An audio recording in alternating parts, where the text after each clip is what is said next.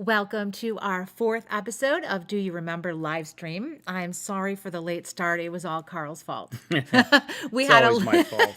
It's always Carl's fault. We had a few technical difficulties. Again, Carl's fault. Yeah. But we're here. We're I back. was riding my tricycle, fell over, like... And I had to get you a Band-Aid. Yeah, But now you're sorry. fine. I'm okay now. Glad you feel better. We're here. We're back. Thank you for sticking with us. We have a great show in store. We have 4 great classic radio shows, some fun and games, some nostalgia, and of course, we love to be able to communicate with you. So ask us anything, talk to us live through the messaging on YouTube, and we'll try to answer you. Yeah, we do. We love hearing from you out there, and make sure you give us a thumbs up. Even though we were late. Sorry about that. We still want a thumbs up. We're going to start things off in just a minute with The Whistler. Then we'll tune into Our Miss Brooks. Then Gangbusters. And Green Hornet? Oh, yeah. I'm sorry. Did I say Gangbusters? You did. Green Hornet. I fell and I hit my head. and also Richard Diamond, Private Detective with Dick Powell. All of these shows I direct from the master recordings, digitally remastered by the great Mike Costella, who is the executive producer of this program. And thanks for watching and thanks for listening. Make sure you do message us. And we're going to start things off right now with The Whistler. The Whistler came to radio way back in 1942. And it was a mystery series. But the great thing about it, what made it different than the other mystery series, is at the very end of every broadcast, there was a twist ending. So you were following the criminal, and then all of a sudden, whammo, 180 degrees, twist ending. There's also the iconic whistle at the beginning. Yeah. Can you replicate that for us right now? Can't. I didn't think so. Not too bad. Anyway, great series. We're going to listen to it now uninterrupted. Here is a show called Night Final from January 28th, 1948, starring Gerald Moore. Here's The Whistler. The Signal Oil Program, The Whistler.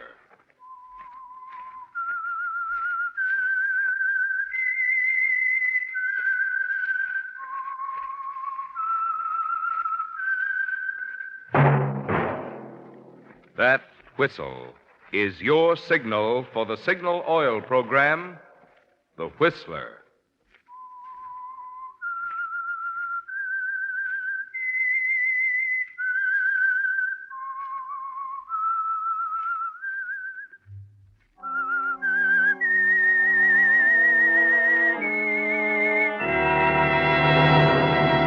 I am the Whistler, and I know many things, for I walk by night. I know many strange tales hidden in the hearts of men and women who have stepped into the shadows. Yes, I know the nameless terrors of which they dare not speak. Yes, friends, it's time for the Signal Oil Program, The Whistler. Rated tops in popularity for a longer period of time than any other West Coast program in radio history. And Signal gasoline is tops, too, tops in quality. It takes extra quality, to give you extra mileage. And Signal is the famous Go Farther gasoline. So look for the Signal circle sign in yellow and black that identifies friendly dealer-owned Signal stations from Canada to Mexico. And now the Whistler's strange story. Night Final.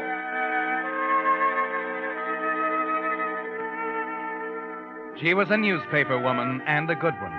Words came easily to her. Fresh, new, interesting ways of saying what she saw or felt or heard. Her critics and colleagues agreed that regardless of her shortcomings as a person, Helen Conover was a superlative reporter, holder of the Guild Award for on-the-spot reporting, the first woman to win such an honor.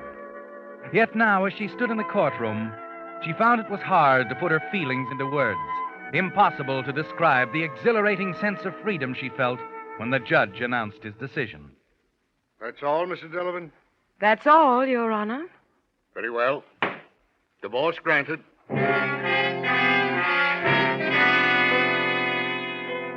As she left the courtroom and started down the hall, she saw her husband's lawyer a few steps ahead. Mr. Jackson. Huh? Oh, Mrs. Delavan. No, I mean Miss Connell. Well, you almost got out of the building before I could thank you. Thank me. Yes, for everything. For the quick, painless way you handle the divorce. Miss Conover, divorce at best is never a painless operation. Well, it is the way you handle it. Is Malcolm really out of town? No, of course not. But then why didn't he? It was all arranged beforehand. I convinced Malcolm it'd be wise not to contest the divorce. Oh? Why? I'd rather not go into that now. He's at home, I think. You'd probably know better than I. Mal was such an angel about it. You know, somehow I suddenly feel a little tender toward him. He was so gentlemanly and everything. Considering the circumstances, I'd say he was. What do you mean, Mr. Jackson? You noted, of course, that Paul Wilson's name wasn't brought into the proceeding. Well? Didn't that strike you as unusual? Wilson was a full-fledged co-respondent if I ever saw one. Your husband isn't entirely blind, you know. See here, if you're implying... You can take it any way you like. Malcolm's a very generous man, Miss Conover. Had he been otherwise, this divorce proceeding might have had some unfortunate overtones. For you, at least. Well, there was nothing wrong. I made it very clear about Paul and me. Yes, of course. Incidentally, Malcolm told me he'd like to see you when it's convenient. You might drop around sometime today. Perhaps I will. Fine. Good day, Miss Conover.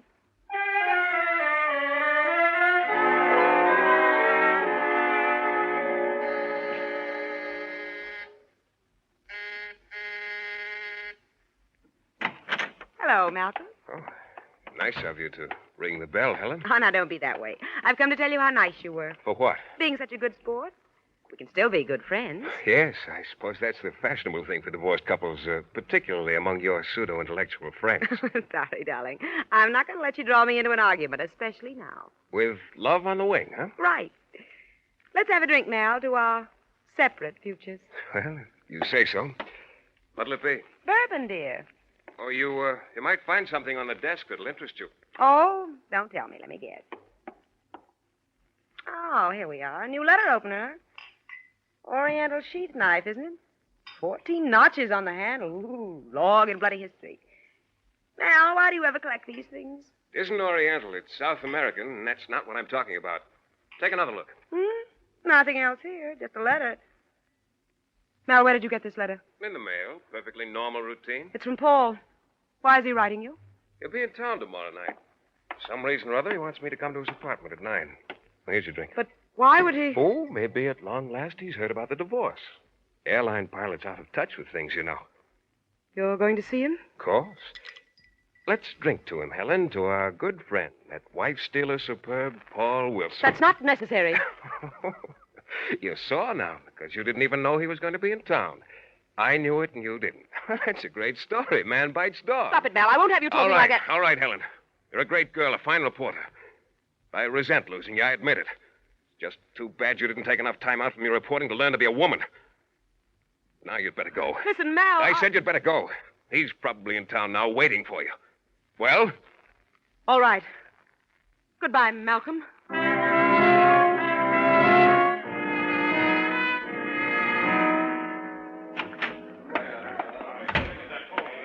Well, Miss Conover. Hello, Ed. How are things down in the press room? Oh, unholy mess as usual. Still setting up big headlines for little stories. Now, if you folks was on the You're ball... never satisfied, Eddie. Where's Ann? Well, I just saw her go into the office. Thanks. Hi, Bern. What do you say, Say, your story this morning was great.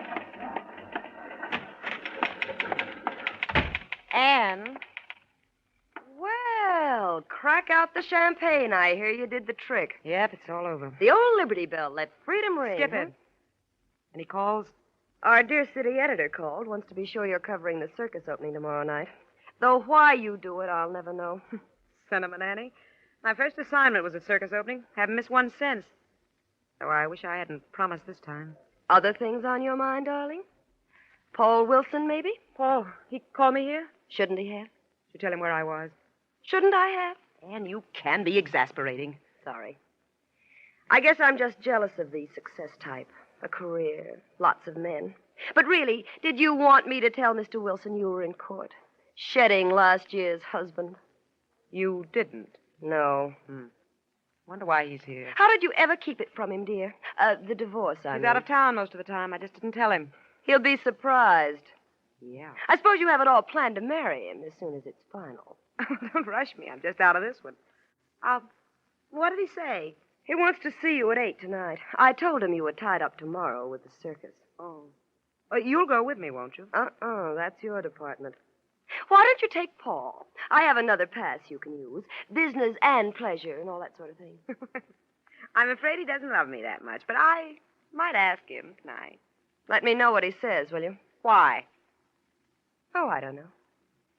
Just curious.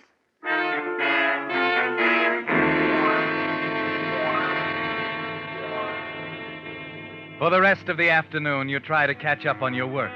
But it's hard, Helen, trying to concentrate with your mind on Paul this way, trying to analyze this strange new freedom, different now, with a thrill gone out of it and a curious, unsettled, half-bitter feeling in its place. And it hasn't left you hours later as you drive toward Paul's apartment in a taxi. Halfway across town, the driver pulls up at a red flare on the left of the speedway. What is it, driver? Accident up ahead. Looks like a tough one. All right. Wait a minute, driver. Wait a minute. Keep it moving. What is it, officer? Get back in that car there, lady. Helen Come on, Conover, driver. Daily Post. Huh? Oh, reporter, huh? Yeah, was it bad? Yeah, 3 people killed. One of them was a state senator. Kavanaugh was his name. Senator Kavanaugh? Yeah. Driver, here you are. You go along. I've got a story to file.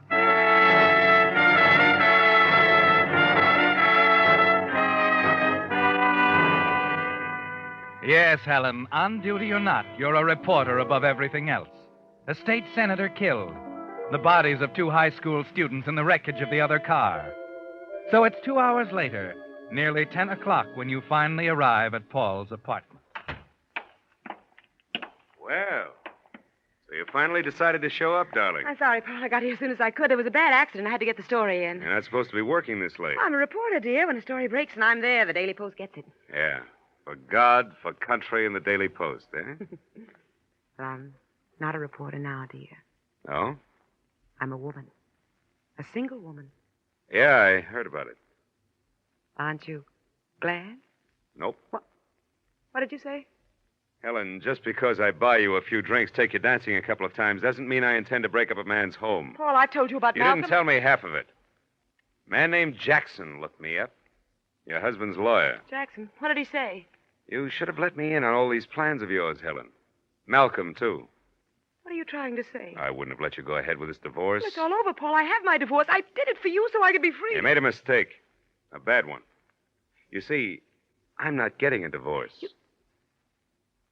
You're married. That's right. And Malcolm knew it. I don't know how, but he did. You what? Seems that you got into the wrong game, baby. Ordinarily, it'd be time to pick up your chips and go home. Now you can't even do that.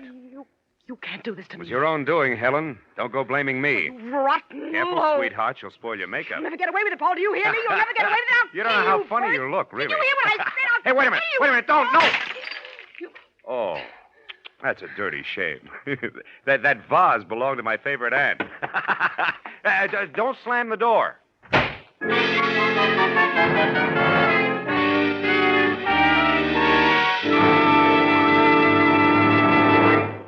With the prologue of Night Final, the Signal Oil Company is bringing you another strange story by The Whistler. But first, a word about some of the convenience features that today's drivers can enjoy. More and more of the new cars are featuring no clutch, no gear shift. Some even have windows that raise or lower automatically at the mere touch of a button. But whether or not your car has these features, there's one convenience that every driver can enjoy. That is a Signal credit card. For instance, instead of paying cash every time you stop for gas, oil, or a lube job, you merely tell the Signal dealer to charge it. And because Signal credit cards are honored at all Signal service stations throughout the 6 Pacific Coast states from Canada to Mexico, you'll find one especially helpful on trips. You're relieved of the necessity of carrying large sums of money, yet you're prepared for those unexpected emergencies that can arise. Moreover, at the end of each month, when you pay for your driving needs with one check, just as you now pay your phone, light, or department store bill, you have a handy record of what it costs to run your car. When you consider how much ease and pleasure all of this adds to your driving, it's no wonder more and more motorists are stopping by their Signal service station to fill out an application blank for a Signal credit card. And now back to the Whistler.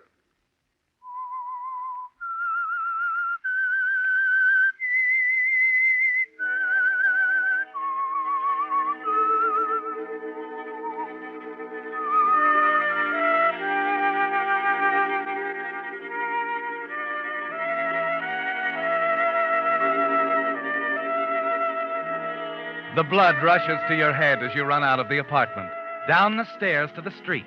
A hatred for Paul boiling up inside you, twice as powerful now as the love ever was. Because it's a helpless hatred. Because Paul is up there now, laughing at you, and you're helpless.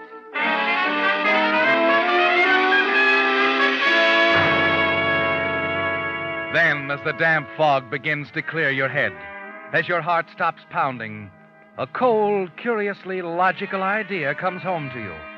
And you realize that the thing you shouted in anger at him back in the apartment, that you could kill him, wasn't really hysterical at all. It was a statement of fact. You could kill him, Helen. You aren't helpless at all.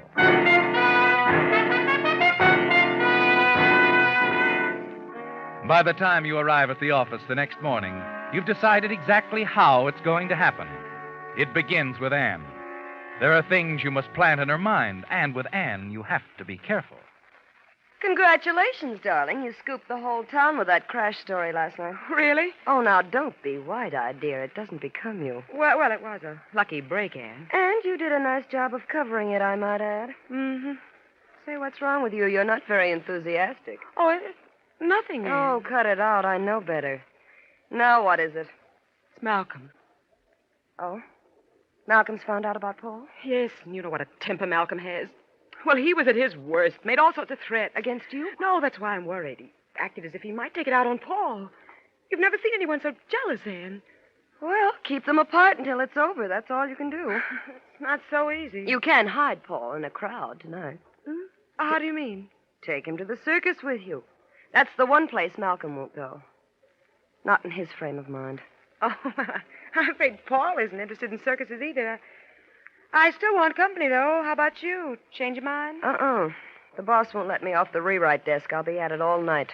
Oh, I'm disappointed. I'm not. If you spot any stories, call me, will you? Sure. Still wish you were going with me. They say it's quite a show.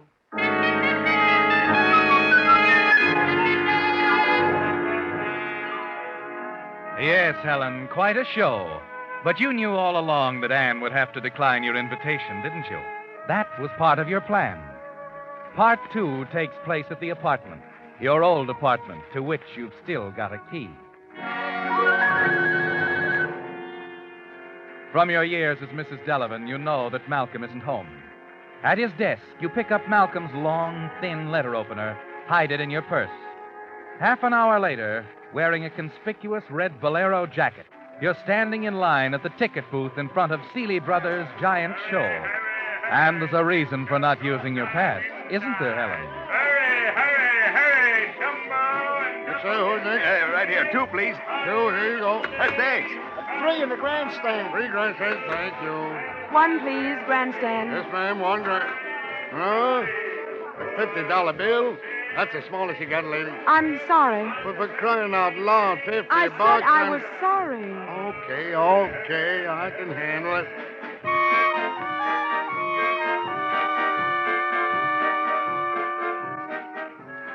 A red bolero jacket and a $50 bill. You know the man in the ticket booth will remember you, don't you, Helen? And inside the main tent, you slip the jacket off, turn it inside out, and fold it over your arm. Just one of the crowd again. And then, a few minutes later, you slip quietly out a side exit and make your way to the street. It'll be a simple matter to reach Paul's apartment unnoticed on the crowded streetcar.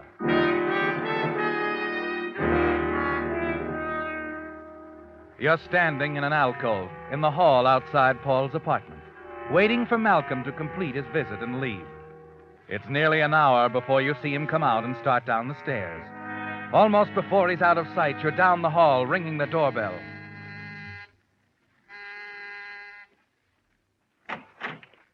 Helen, Aren't you going to ask me in, Paul? should I? There's a vase or two I forgot to nail down. I'm sorry, Paul. I won't stay long. Okay. Your timing was perfect. Just missed your husband. Yes, I know. Oh? He showed me your letter, Paul. What did you talk about? Oh, Helen, it's all over. Why go on talking about it? It meant a great deal to me, Paul. I'm sorry. No, you're not. Helen, please. Why did you come here? I want to say goodbye, Paul. Goodbye. Yes, I won't bother you anymore. But would you mind too terribly, Paul? Would you mind kissing me goodbye? Of course not. Come here. Oh. Helen, I never meant to. Helen, you.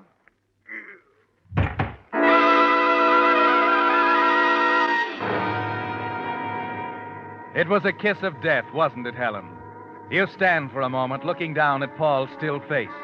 And then you hurry to the door, cautiously let yourself out of the apartment, hurry back to the circus. The crowd is pouring out of the main tent as you get there. You slip on the red bolero jacket, mingle with the others as they move away from the entrance, babbling excitedly. Yeah. Hey, what were their names? The Flying Carbonis. They've been working together for years. I never seen anything like it. Never. Oh, excuse me, lady. Certainly. A taxi. Where to, lady? Daily Post. No, wait a minute. I'll call the story in. Take me home, driver. Brockhurst Apartments.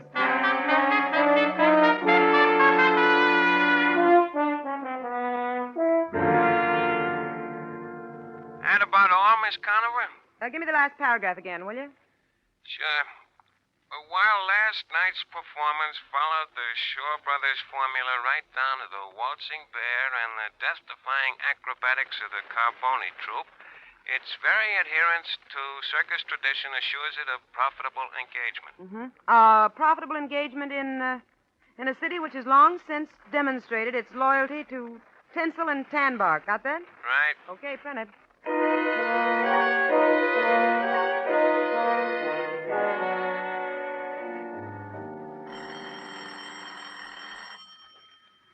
Well, this looks like it.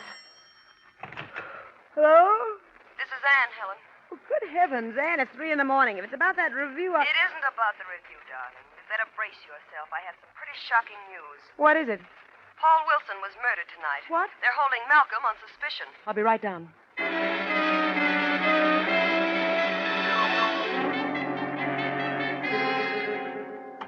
Anne, I got here as fast as... Ed, what are you doing here? Oh, I had a little extra work to do in the composing room tonight. I've been talking to Ed about the murder, Helen. It's horrible. I can't believe Malcolm That's would... just it. Neither can we.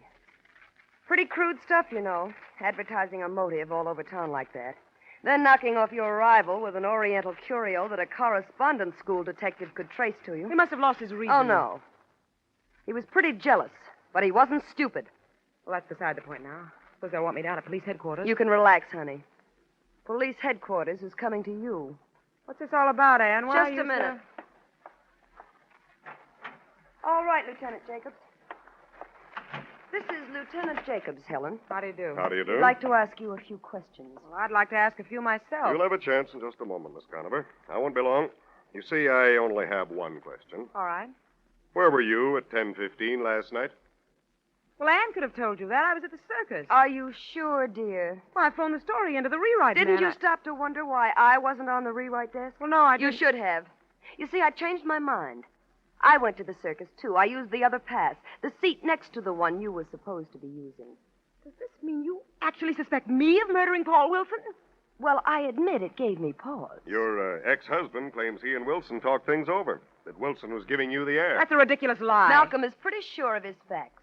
He suggested, quite loudly, too, that you were trying to frame him. It all depends on that one point, Miss Conover.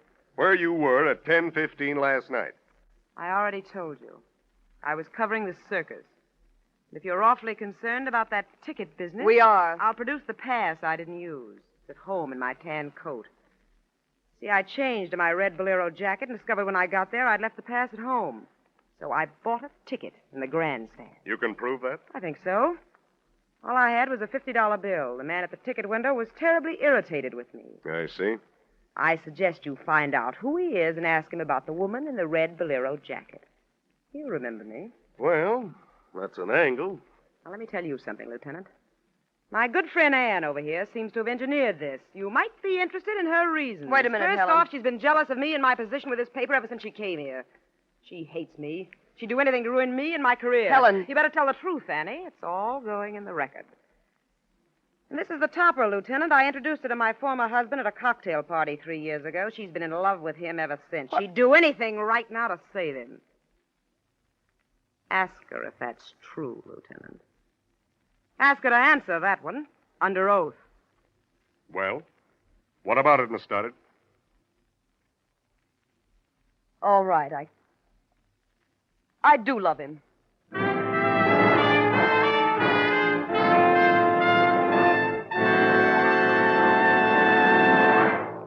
The Whistler will return in just a moment with a strange ending to tonight's story. Meantime, 2 points it'll pay every driver to remember if you want to be sure of the tops in quality when you buy gasoline. 1, In gasoline, it takes extra quality to go farther. and 2, Signal is the famous Go Farther gasoline. yes, it's a fact. Mileage is the best yardstick of gasoline quality. After all, in order to give you quicker starting, faster pickup, and smoother knock-free power, Signal gasoline has to help your motor run more efficiently. And when your motor runs more efficiently, naturally you see proof of it on your speedometer in mileage. That's why we're so proud of Signal's good mileage, which has made Signal gasoline known from Canada to Mexico as the Go Farther gasoline. And it's why we say, to be sure of the tops in gasoline quality, there are just 2 things to remember. 1, In gasoline, it takes extra quality to go farther. and 2. Signal is the famous Go Farther gasoline. And now back to the Whistler.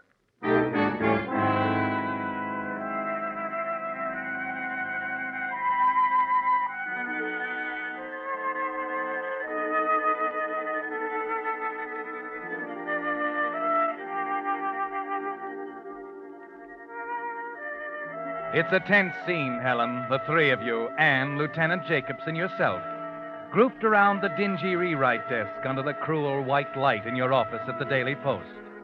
Ed, the compositor from the press room, sitting quietly on the sidelines. It was an awkward moment, explaining away your absence at the circus. But you're sure now, with a ticket man available to place you at the circus at the time of the crime, with Anne admitting her love for Malcolm, that you're in the clear. It's almost a full minute after her admission that Anne finally speaks. Ed, Yeah?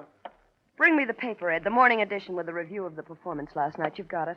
Yeah, sure. Right here. Now, let's get this straight, Lieutenant. We're all agreed everything depends on where my capable colleague was.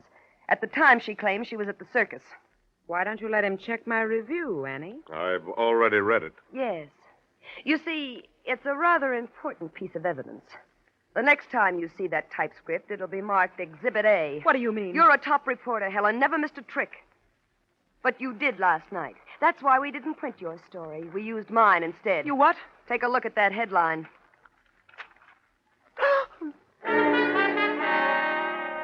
The black letters stab into your brain like neon, swim before your eyes. The floor seems to open up and swallow you as the sense of it strikes home. Flying Carboni troop plunges to death in circus accident. You're unprepared, off balance now. No defense for this. Important piece of evidence, Helen. Marked Exhibit A. And as you try frantically to think of some excuse, some way out, Lieutenant Jacobs starts bearing in with questions about Paul, about Malcolm, about the knife, the apartment.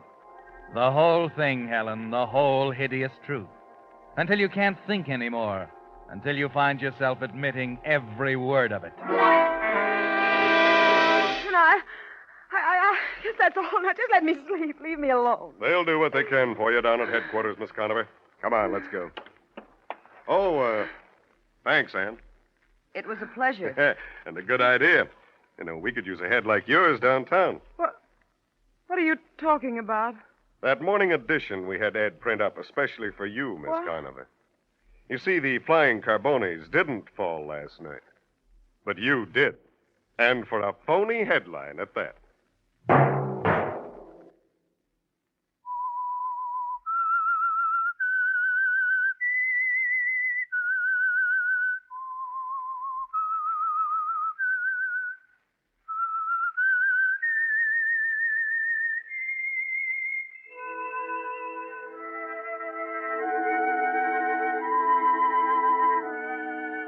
Let that whistle be your signal for the Signal Oil program, The Whistler. each Wednesday night at this same time. Brought to you by the Signal Oil Company, marketers of Signal gasoline and motor oil and fine quality automotive accessories. Signal has asked me to remind you, to get the most driving pleasure, drive at sensible speed, be courteous, and obey traffic regulations. It may save a life, possibly your own.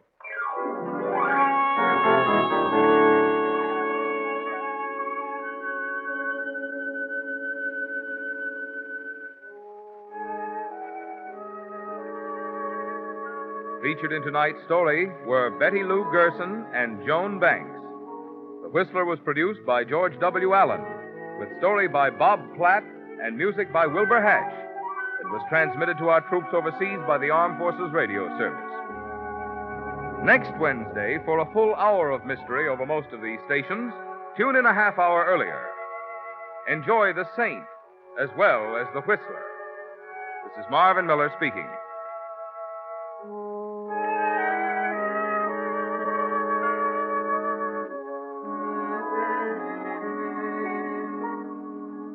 This is CBS, where 99 million people gather every week. The Columbia Broadcasting System.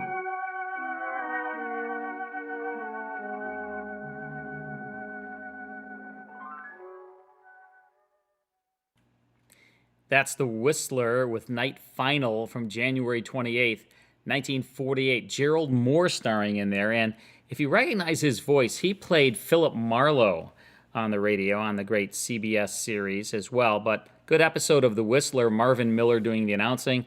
And you had Bill Foreman as The Whistler. CBS broadcast sponsored by Signal Oil. I don't think there's any Signal Oil gas stations around anymore. No, I don't think so. And if so, that's probably $4 a gallon. Not happy about it. That would be good. Not happy about the gas prices. But anyway, I digress. That's The Whistler. In just a little bit, we'll tune into Our Miss Brooks, starring Eve Arden, good comedy. You are watching, do you remember? Lisa Wolf and I are here every Sunday night, beginning at 7 p.m. when we start on time. Sorry, we were a little late tonight. Because? I fell off my tricycle. 7 p.m. Central, and we're here for about 2.5 hours, presenting all these great classic radio shows from the golden age of radio, 1930s, 40s, and 50s. We air 4 classic radio shows every Sunday night, digitally remastered, and for your listening pleasure. And viewing. Yeah, and viewing pleasure as well. And we have a club that we'd love you to join. It's called the Classic Radio Club, right, Lisa? Right. Appropriate title. The Classic Radio Club is a club. Yeah. And it's about classic radio. Right. So what is this club? Yeah. You can join the club. All the cool kids join the club. And what happens is you get something that looks like this if you choose the CD option. And if you choose this, you get a monthly shipment of 10 classic radio shows on 5 CDs. So you can choose to get it like this. Or you can choose the digital option, so you get emails right to your computer. That's the option that I choose personally. But you're very technical. I'm a little different. I like the CDs because you know what I do? Yeah. I put it, Mike Gostella too. I put it right on my shelf, and I have like all of the collections, and it's great. I don't have any shelves. You open it up, it's got the CDs in there. And this is the part that I like. Yeah. I don't like the part that says "From the Desk of Carl Amari." Oh, That's sorry. the worst part of it. Sorry about that. But the best part of it, this comes with the CDs. It also comes in a digital format if you order the digital option, which is a good option. But besides "From the Desk of Carl Amari," it has all sorts of information about each of the radio shows. So it really makes the radio show more interesting, and I find more intelligent because you have a little background on the stars. You have a little background of what was going on during that time period, and you have a little background on the particular radio show. And I like to read it before I listen. I feel like I get more out of the radio show that way. There's some photos, some background information. All we need to do is cut out the "From the Desk of Carl Amari." We're in business. All right, well, I'll put it in the suggestion box. Good. So I take 10 classic radio shows from my library of over 100,000 shows and send them to you as a Classic Radio Club member each and every month. So if you want to learn more about the club, just go to classicradioclub.com. And here's another thing, too. We host a 5-hour per week national nostalgia radio show called Hollywood 360. And if you are a club member, you will be sent an email every Monday with a full 5-hour podcast. That's a bonus. That's absolutely free by being a Classic Radio Club member. So you do get a lot. And the first month, it's only $1 to experience it. So go to classicradioclub.com. Right. And one thing I was going to mention, every month you will get new classic radio shows. There will never be a duplicate. Nope. So every single month you are really curating, kind of becoming Carl Amari, a curator of classic radio, but you will actually build your own collection. And for anybody who loves classic radio, this is a great way to build your own collection. We're all about quality. We get the master recordings from the owners and estates because we license these shows. So what we send to you are the best quality classic radio on planet Earth. So check it out, classicradioclub.com. One of the longest running radio comedy shows that then made a transition to television, getting my notes here. Yeah, I know. Is Our Miss Brooks. And I got to tell you, Eve Arden was amazing as Connie Brooks, ninth grade English teacher at Madison High. And she was surrounded by tremendous supporting actors like Gail Gordon as Osgood Conklin, Jeff Chandler as Boynton, the bashful biology teacher, and Richard Crenna. And just a great cast. Gloria McMillan, who we've had on our radio show. Sure. She played Harriet Conklin. It all took place in a school, and she was an English teacher. And it was the trials and tribulations of her and her students. A lot of fun. Yeah. And it came to radio in 1948, lasted all the way into the mid-50s, and made a seamless transition to television with the same cast from radio moved right over to TV.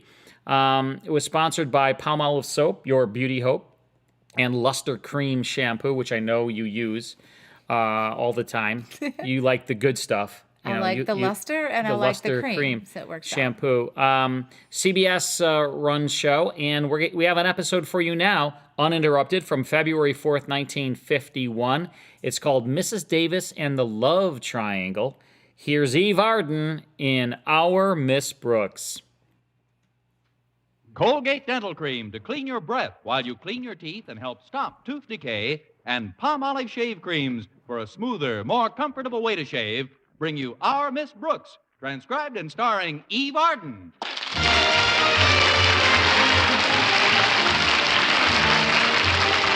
It's time once again for another comedy episode of Our Miss Brooks, under the direction of Al Lewis.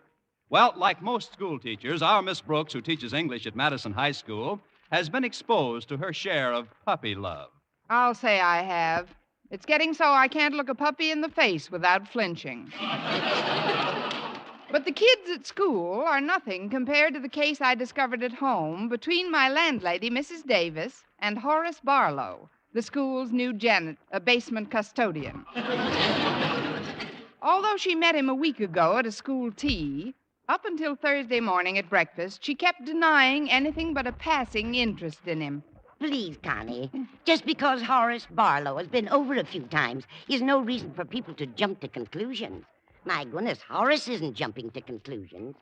At his age, Horace is lucky if he can limp to conclusions. But I've seen you two together, Mrs. Davis. As far as I'm concerned, I think of Horace as just a real nice boy. And he is, too. A real nice 68-year-old boy. He happens to be 54, Connie. He told me so himself. I know, Mrs. Davis, and Jack Benny is 39. Not that I'm criticizing your friendship. Far from it. I'm delighted that Horace is so genuinely fond of you. Oh, Connie, Horace doesn't even know I'm alive. Well, don't let that worry you. It's hard to tell about him most of the time. Anyway, I'm simply not interested in anything but the most casual relationship. Heavens, if I were thinking seriously, I'd try to find out something about the man, wouldn't I? Haven't you? Definitely not. I'm not even mildly curious. I haven't the slightest idea where he keeps his $10,000 life insurance policy. And I have no knowledge whatsoever of how he got his leg wounded in the Mexican War, for which he gets a $53 a month pension. Why, I don't even know in what bank he keeps his $2,619 savings account. Shame on you. You haven't even got his Social Security number. S498265.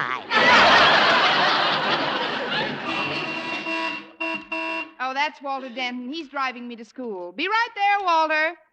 Now, is there anything you want me to say to Mr. Barlow for you if I happen to see him at school?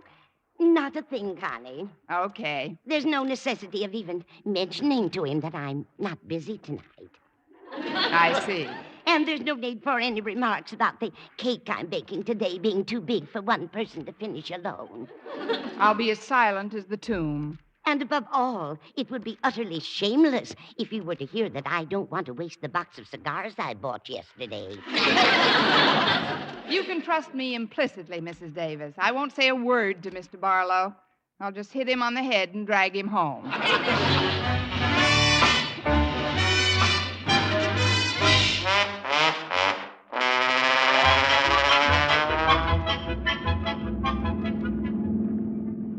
I'm glad you picked me up early this morning, Walter. I've got an errand to do for Mrs. Davis before my first class. I'll get you there with the speed of a gazelle, Miss Brooks. Oh, by the way, how's Mrs. Davis's romance with Mr. Barlow coming along? Oh, have you noticed that, too? I think it's the cutest thing in the world. Mrs. Davis actually has a bad case of puppy love. It is cute, considering she's in her second puppyhood. No disrespect intended, you understand. After all, what could be more romantic than two lonely old people encountering the grand passion in the sere and yellow leaf of life? Why, that's absolutely poetic, Walter. The burning desires of youth long past, they look now for the subdued glow of companionship, the warm and simple pleasures that two elderly people in love can share together. I can see them now, soaking their feet in the same pan of Epsom salt. I'll bet you'd like to find romance at that age, Miss Brooks. At the rate I'm going now, I'm counting on it. But, Walter, I'd just as soon you don't mention the subject at school. It might be a source of embarrassment to Mr. Barlow. My trap is sealed, Miss Brooks. Now, what's the errand you're going to do for Mrs. Davis this morning? Well, off the record, I'm going to invite Mr. Barlow over to the house tonight. He's been a little backward about asking for a date. I get it. You're Mrs. Davis's John Alden. Now all you got to do is get Mr. Barlow to invite Mr. Boynton over for you, and you're all set. Meeting's adjourned.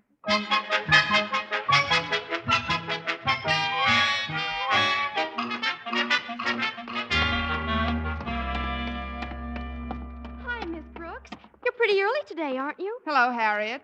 I've got to deliver a message to the custodian. Have you seen him? Oh, yes. Mr. Barlow just went into his office. Isn't it wonderful, Miss Brooks? I don't know. I've never been in his office.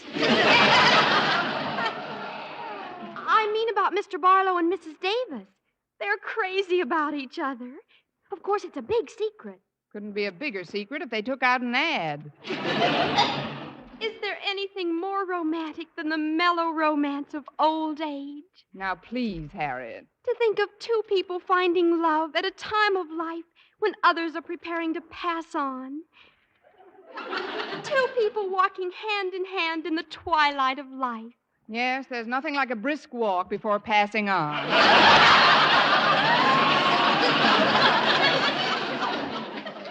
Well, I won't keep you any longer. Far be it from me to delay Mrs. Davis's emissary of love. Good luck in your mission, John Alden. Thank you, Priscilla. Come in. I hope I'm not disturbing you, Mr. Barlow, but there's something I wanted to ask you. Well, then go ahead and ask. If you want to get apples, you got to shake the tree. Now, what is it? It's just this. I was wondering if tonight, that is, if you haven't any other plans, Mrs. Davis isn't doing anything, and I'm sure she'd be pleased if you wanted to drop over. Well, that's right neighborly. Would you like me to drop over? Of course. I'm sure you and Mrs. Davis will have a lovely evening together. Are you planning on staying in, Miss Brooks? I suppose so, Mr. Barlow, but I'm sure that at your age you don't need any chaperone. You're right about that. Maybe we could send Mrs. Davis to a movie.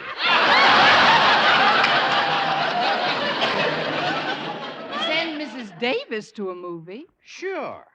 Oh, there's no sense in my trying to hide it any longer. Why, the only reason I've been coming around Mrs. Davis's place is to be near you. Near me? But you've been making dates with Mrs. Davis. Well, naturally. You gotta slip the drones a little, honey, if you want to get next to the queen bee. You, Mr. Barlow, are barking up the wrong hive.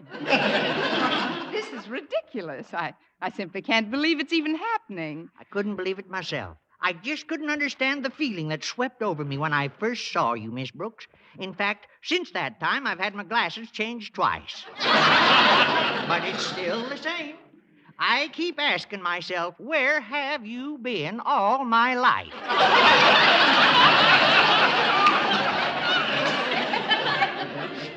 For 3/4 of it, I wasn't even born. Look, Mr. Barlow, there's a great difference in our ages. Oh, nonsense, Miss Brooks. I just don't believe in age. Well, neither do I. I've been standing it off for years. I mean, if you'll think this over for a while, you'll realize that it just couldn't work out. Why not? Is there somebody else playing the piano in your front parlor? No, but Mr. Boynton plays the ukulele on my back porch. We've been going together for quite a while now. You mean that biology fella? Oh, shucks, he's just an unsophisticated kid. Why, you couldn't warm him up if you stuck a Bunsen burner under him. You've been peeking. That is, Mr. Boynton's just shy about expressing his feelings. He ain't got no feelings, if you ask me. Leastwise, not like I have, especially since I met you. Why, I just knew today was going to bring some excitement into my life. I got the strangest sensation right after breakfast. Maybe something fell into your gruel. There's no two ways about it, sis. I'm smitten. Well, would it unsmit you if I told you that I was engaged to Mr. Boynton? Engaged? Oh, but he wasn't even over to your place the nights I visited Mrs. Davis. He must have been working. If you come over tonight, I'm sure he'll be there. Well, seeing is believing. Well, I'll drop by, Miss Brooks, but I still say when it comes to your bringing me messages from Mrs. Davis, speak for yourself, John Alden. There's no use talking. These man-tailored suits have got to go.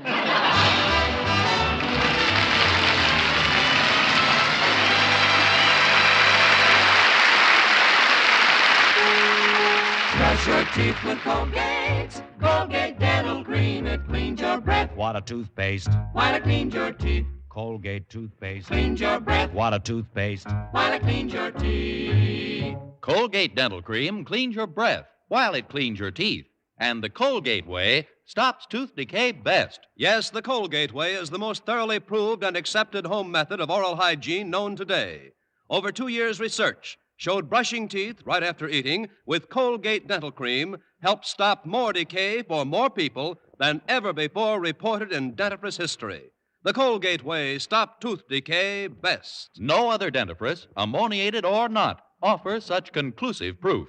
And you should know that Colgate's, while not mentioned by name, was the only toothpaste used in the research on tooth decay recently reported in Reader's Digest. So always follow the Colgate way to clean your breath while you clean your teeth and stop tooth decay best. Brush your teeth with Colgate. Colgate Dental Cream. It cleans your breath. What a toothpaste. While it cleans your teeth. And the Colgate way stops tooth decay best.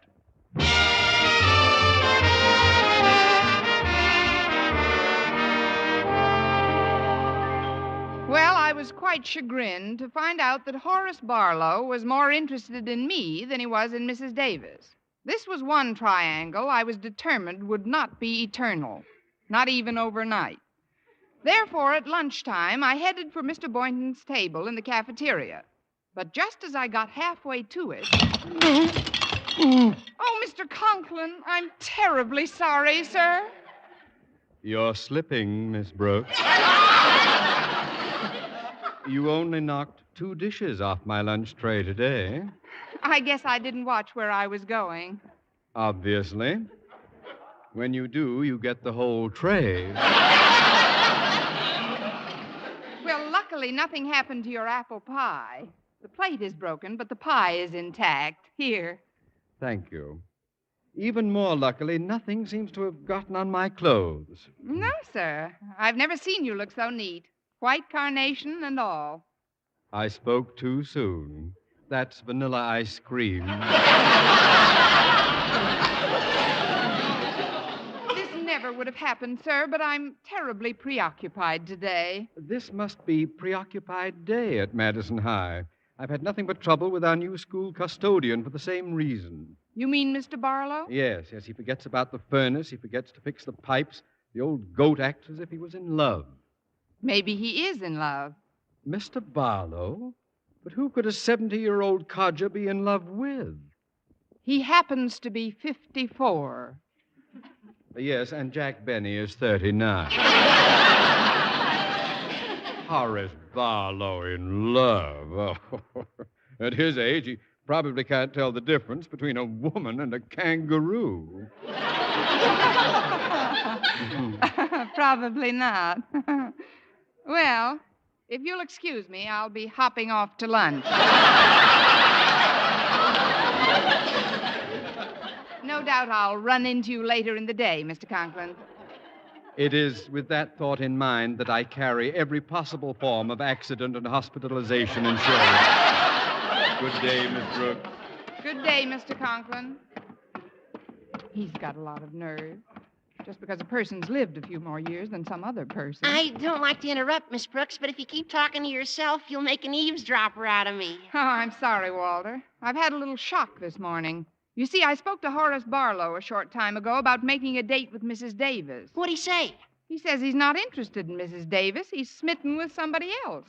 Somebody else? But he can't do that to Mrs. Davis. Oh, she's a very sensitive little lady, and she's nuts about him. She'll be terribly hurt. That's what I'm afraid of. He doesn't know when he's well off. I'd like to see the hunk of crowbait he's fallen for.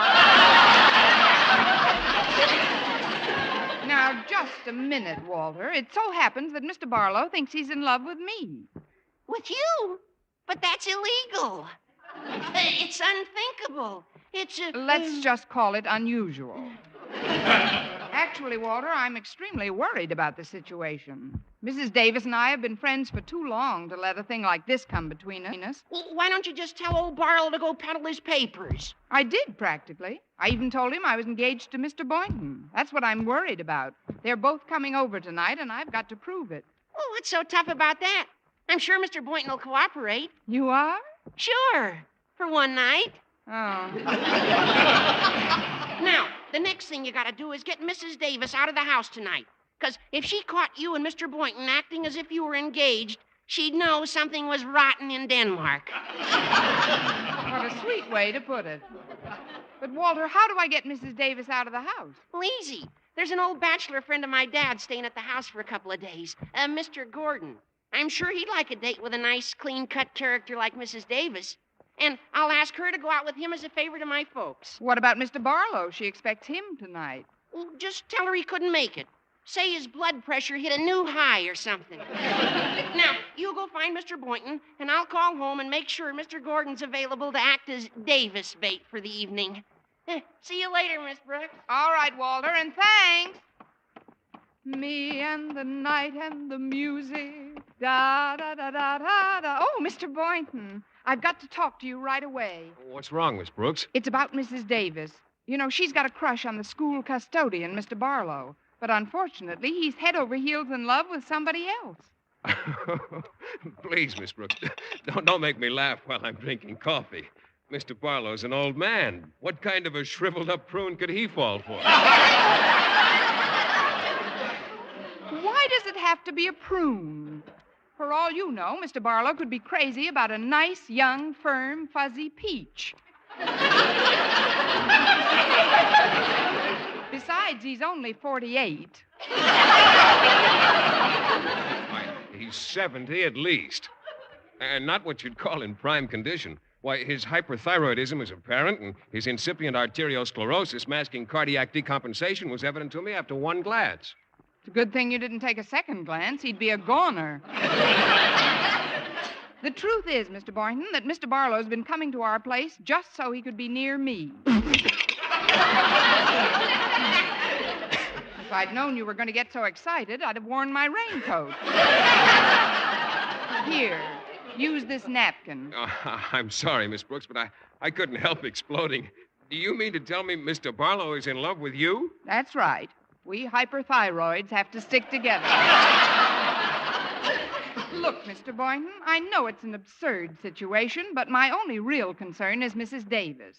I've got to discourage Mr. Barlow once and for all, and you've got to help me. Oh, me? Well, what can I do? Well, he's coming over to our place tonight. I invited him this morning on behalf of Mrs. Davis. That's when he told me how he felt about me, and that's when I told him something utterly fantastic. What did you tell him? That you and I were engaged to be married. Here's the napkin.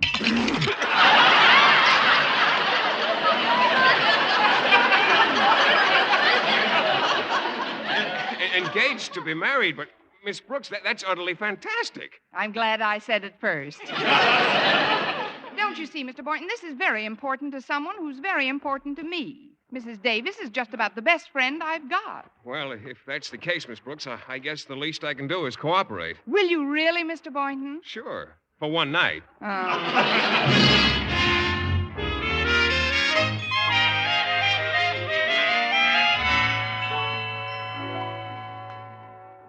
Oh, boy, I'm full. That was a very fine dinner, Miss Brooks. I'm glad you liked it, Mr. Boynton. I opened it all by myself. I hope Mr. Gordon took Mrs. Davis to a nice place for dinner. He appears to be a jolly old fellow, doesn't he? Oh, yes, indeed. And I noticed he gave you a pretty thorough once-over when he was introduced. You seem to pack quite a wallop for these elderly Joes. That's me, the Cleopatra of the cardiac cases. But I'd better clear away these dishes. Mr. Barlow will be over any minute. Oh, if that's the case, shouldn't we be getting into the mood? The mood? Well, yes, we're supposed to be engaged, aren't we? Oh, that mood. Why, Mr. Boynton, I can hardly believe my ears. Why? There's no sense making a chore out of this thing. We might as well have some fun doing it. Fun doing it? Oh, certainly. Now, let's get started. Get started? The quicker the better. Quicker the better? Of course, come on. Come on? I mean, come on. Well, sure. You wash and I'll dry.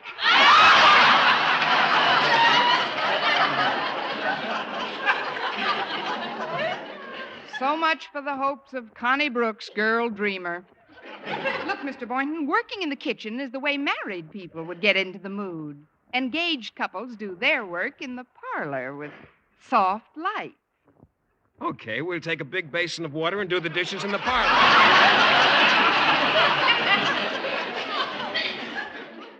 Sometimes I wish you were ugly.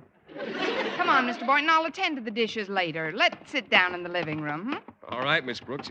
It isn't too healthy to commence working right after a meal anyway. That must be Mr. Barlow. Just make yourself comfortable. I'll let him in. Well, here I am, Brooksy. Fit as a fiddle and twice as musical. Come in, Mr. Barlow.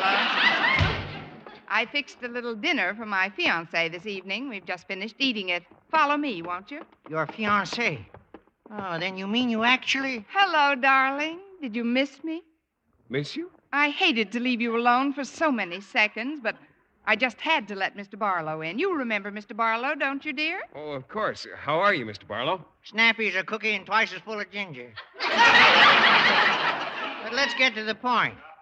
Miss Brooks here told me that you two are engaged. Is that true? Well, yes, it is. Well, then how come nobody around school's heard anything about it? Because we wanted it that way. We've been secretly engaged for over 6 months now, haven't we, darling? We certainly have, Miss Brooks. Miss Brooks? Why does he call you Miss Brooks if you're going to be married? He doesn't like any display of affection in front of company. Let's sit down, shall we? Mr. Barlow, draw up a chair, won't you?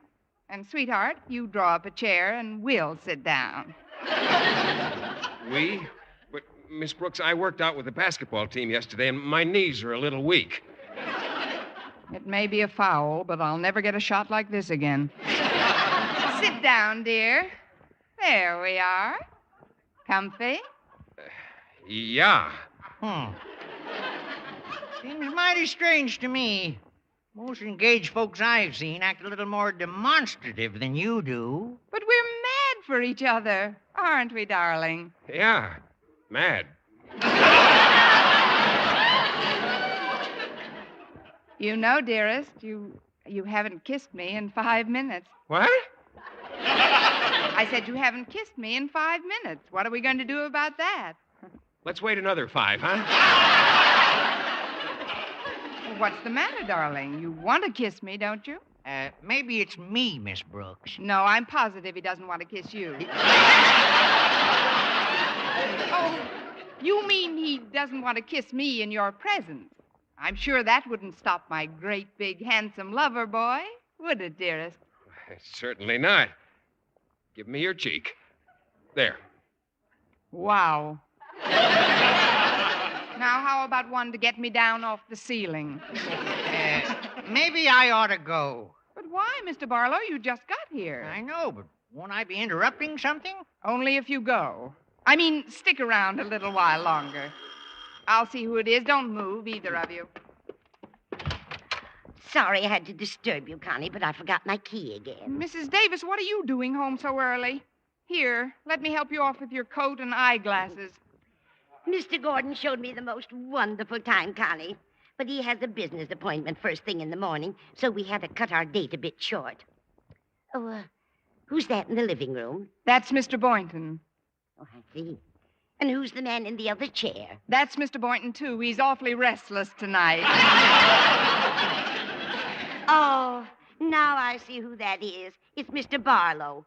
But you told me he wasn't coming over tonight. He must have changed his mind. Listen, Mrs. Davis, when two people have a beautiful friendship, they've got to do everything in their power to keep it from breaking up, right?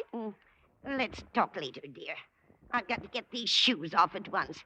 Mr. Gordon just danced my tootsies into a stupor. He's a wonderful man, Connie.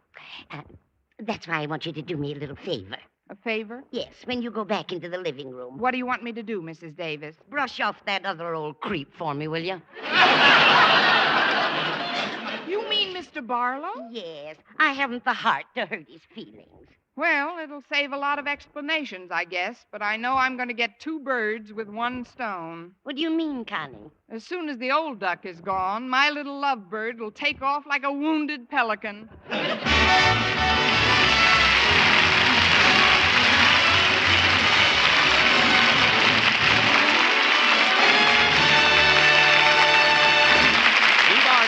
Miss Brooks returns in just a moment, but first, the case of the close scrape, featuring John W. Baker, Justice of the Peace. Here's what Mr. Baker told us. Listen. Here's exactly what happened. Shaving was just one close scrape after another for me, and then I discovered Palmolive Lather Shave Cream and a new, different way to shave. Palmolive's oceans of rich, thick lather ended my worries about scrapes, burns, and nicks. Why, even in cold or hard water, that Palmolive Lather way is super smooth, super comfortable. Take John W. Baker's advice, men. The new Palmolive Lather way gets beards really soft, and it provides a protective film that actually floats your razor's cutting edge. You get a clean, close shave every time without worry about scraping or nicking, even in cold or hard water. John W. Baker and 1,200 other men tested Palmolive Lather Cream following package directions, and 3 out of 4 reported smoother, more comfortable shaves the Palmolive Shave Cream way, no matter how they shaved before. Better yet, Palmolive Lather Shave Cream. Remember, even in cold or hard water, the Palmolive Lather way means smoother, more comfortable shaves. And now, once again, here is our Miss Brooks. Well, I told Mr. Barlow that Mrs. Davis had returned home with a bad headache, and he left the house after threatening to call her up very soon. Then, as I was about to barricade the door against Mr. Boynton's next move, he addressed me. Oh, I'm sorry Mrs. Davis doesn't feel well, Miss Brooks. Is she lying down in her room? Yes, she is, Mr. Boynton. Well, that leaves just the 2 of us, doesn't it? Yes, but don't be nervous. It's much too early for you to think of leaving. Oh, I'm not thinking of leaving, Miss Brooks. You and I still have plenty of unfinished business to attend to. Unfinished business? Oh, certainly. You and I? That's right. After all, somebody's got to do those dinner dishes. Suppose you wash and I'll dry. Better yet, you wash and dry. I've got another engagement. Oh, another engagement? Sure. If I hurry, I can catch Mr. Barlow before he gets on the bus.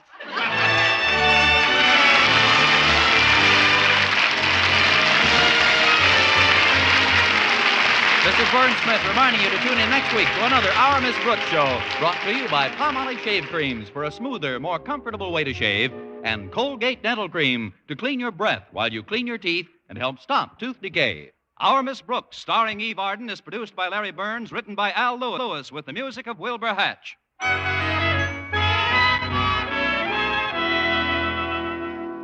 Ladies, now with new improved Vel, V-E-L, you can save 90% of dishwashing work. Just soak dishes in Vel suds a while. Dishes and glassware will soak sparkling clean. No washing, no wiping, no scouring with Vel. Only the stickiest dishes need just the touch of a cloth. Rinse, and they'll gleam without wiping. Soak pots and pans in Vel suds, too. And most of them will get shiny clean without scouring. What's more, Vel is extra mild to hands. So get new Vel. Save 90% of dishwashing work. If you like mysteries that are as full of chuckles as chills, be sure to hear Mr. and Mrs. North every Tuesday over this same network. Don't miss the exciting and laughable adventures of these amateur detectives. And be with us again next week at this same time for another comedy episode of Our Miss Brooks. Bob Lamont speaking. This program was transcribed. Stay tuned now for Jack Benny.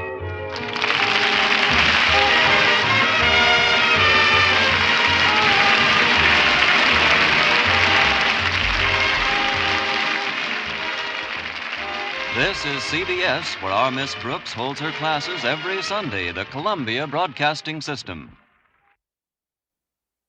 That's Our Miss Brooks, Eve Arden starring, a broadcast from February 4th, 1951. Mrs. Davis and the Love Triangle, sponsored by Colgate toothpaste. You like Colgate? I use Crest. I'm a Crest girl. Okay. What do you use? Whatever's Whatever on you've sale. got. Whatever on sale. I'm a little brand loyal. Are you? I am. Yeah. When it comes to toothpaste. Colgate Palmolive sponsors a great cast. And as I said, that cast, pretty much everyone intact went to television, other than Jeff Chandler. He did not go over the TV show. He had passed away very young in life, and so he did not. He didn't go on to the television show. Bob Rockwell did. Robert Rockwell was Philip Boynton, the bashful biologist, on television, but Jeff Chandler on radio. Hope you enjoyed that. You are watching Do You Remember? It's our live stream show. We are live right now, and we're here every Sunday night, 7 p.m. Central, and we have we're here 2.5 hours, right, Lisa? About. Yeah. It depends what time we start. Yeah. But, you know. If I don't fall off Around my then. tricycle Around then. and get a boo-boo and get a Yeah. Band-Aid. Yeah. We have a radio show, too. I'll tell you a little bit about it. It's called Hollywood 360. We have been on the air 12 years, Lisa. This is our 12th year. We have. We did the show for 12 years together. Wow. Nobody else has survived that length with you. Only I have. You look younger now than you did when you started. That is incorrect, but thank you. You're welcome. Yeah. Yeah, I get you. I get you. Yeah, and so we started this show, Hollywood 360, 12 years ago. And we are still going strong. We're on every single week, 5 full hours on the Salem Radio Network, plus beyond Salem's talk stations. We're on about 100 radio stations coast to coast. We're also heard on American Forces Radio in 168 countries all over the world with our show. And we play 5 classic radio shows on there. Yeah, we're on for 5 hours, and we really do have a blast. So we hope that you'll look for us and see if a city near you airs Hollywood 360. It's a long night, but it's fun. We do it live on Saturday nights. Stations carry it either live or throughout the week. But here's the great thing. You can get a podcast of it. You can get a show, all 5 hours, sent to you via email. It's an MP3, full 5-hour show, sent to you every Monday just by subscribing to our podcast. It's very inexpensive. It just really covers the cost for us to send it to you. It's about $1.50 a week, so $5.99 a month. You're charged monthly. That was pretty good math. Yeah, you can go. Well, you did that math, remember? I know. I just memorized it. You go to our official website, Hollywood360radio.com. Hollywood360radio.com. At that website, you can subscribe and get the podcast sent to you. So you'll get 5 classic radio shows. And you get a little more Carl and Lisa Yeah. time. Yeah. There's like games, and we do all We kinds have a of fun lot stuff. of segments. Every single hour Yeah. we have movies and music and trivia and all sorts of fun segments. Yeah, and that's Check it out. each hour is anchored by 1 half-hour classic radio show. And we also have listeners calling in and playing games with us and winning prizes. So if you can't get it off your local radio station, subscribe to our podcasts at Hollywood360radio.com. Well, it's time for show and tell, Lisa. All right, so I picked a show and tell that I thought was perfect for you. Okay. Do you like brain teasers? I can't even say it with a straight face. Brain teasers. Right. You know what? So it's some kind of a game. You have to use your brain. So I didn't know Clue? if it would be. Clue? You're definitely not on the right track. But I will say that one of our viewers got it Oh, right good. on the nose. It's a Rubik's Cube. Here it is. Gosh. Everybody knows a Rubik's Cube. Now, That's here's like what's- kryptonite to me if I was Superman. Or So Rubik's here's Cube. the story. This was inducted in 2014 into the National Toy Hall of Fame, and a man named Erno Rubik invented. Erno Rubik. I may not be saying it correctly. Erno, okay. Erno, I don't know. Erno Rubik. Erno Rubik. Rubik. Invented this. Yeah. And He had a his- lot of time on his hands. the first puzzle was Wait, I in- need a rim shot. But was in 1974, and they renamed it Rubik's Cube after him. They put it in stores in 1980, and within 2 years, they bought 100 million cubes, making it Rubik's Cube the most popular puzzle in history. I'm pretty positive you're not able to do it. you should see my son with this thing. I My would- son CJ. Is he good? He could just take it. Just, Well, that's the thing. There's young puzzlers, and they're known as cubers. And what these cubers do is they solve it, but with records. So they can do it by speed. They can do it blindfolded. They can do it with Blindfolded? one hand. How could you do it blindfolded? And fewest moves to solve. Well, they look at it. They can assess what is where. Oh, they, then close. Then wow. they close their eyes. I can do that, no problem. Well, it's interesting. They do say that we only use like, what, 6% I'm of our brain? pretty sure you don't use I that. use less. I'm pretty sure but about you don't. 6% of your brain. So people that can open up more of their brain can do this. I cannot do this. This Right, is I like- thought this was perfect for you. Yeah, no. Well, maybe during the next break we'll work on it. No. See, look how close we are. No. But this came out in 1980, and Yeah. this I purchased this around in the 90s. Yeah. So It's it's in good not shape. original, but Yeah, it looks good. yeah. Rubik's Cube. That I swear to you, that I've never been Did you able to have do that. one? No, but my son, he Right. loves that. I mean, he's able, I don't know. Yeah. It takes a special person to be able to, Oh, it sure does. be able to do that. Oh, you're special. Yeah. Anyway, maybe you have had some experience with a Rubik's Cube.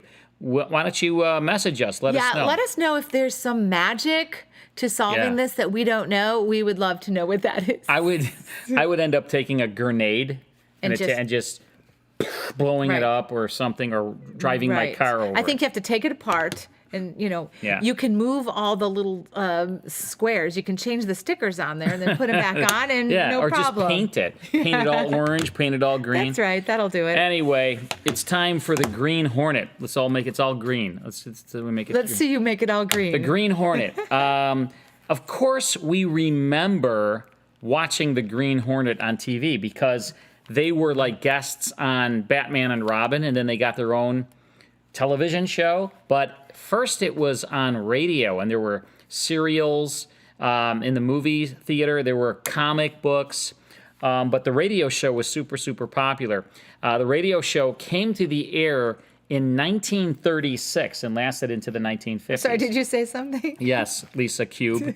So this is a broadcast with, Britt Reed was, of course, this daring millionaire publisher, and he had the inside track to crime because he was a publisher, and he used that inside track to solve crime as the Green Hornet. You're doing pretty good on that. By the time the show's over, you'll probably have 2 more colors on one side.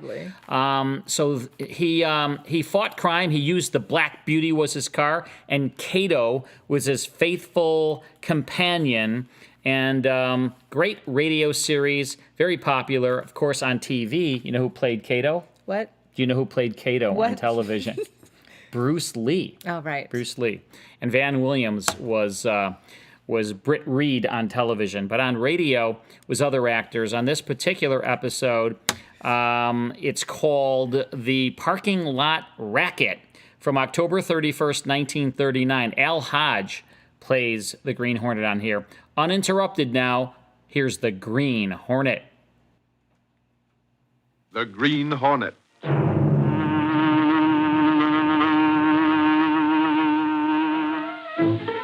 With his faithful valet Cato, Britt Reed, daring young publisher, matches wits with the underworld, risking his life that criminals and racketeers within the law may feel its weight by the sting of the Green Hornet. Ride with Britt Reed as he races toward another thrilling adventure. The Green Hornet strikes again. Hurry, Cato. We're out to smash a parking lot racket. $1, $2, $3,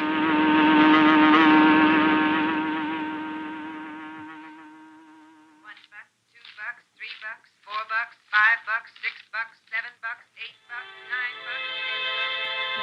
I want 10% from every parking lot in the city, understand? We're getting them lined up fast, Bleeker. You gotta make it faster. Get out and start collecting that dough. I want more money coming in. 35, 40, 45, 50, 55, 60, 65,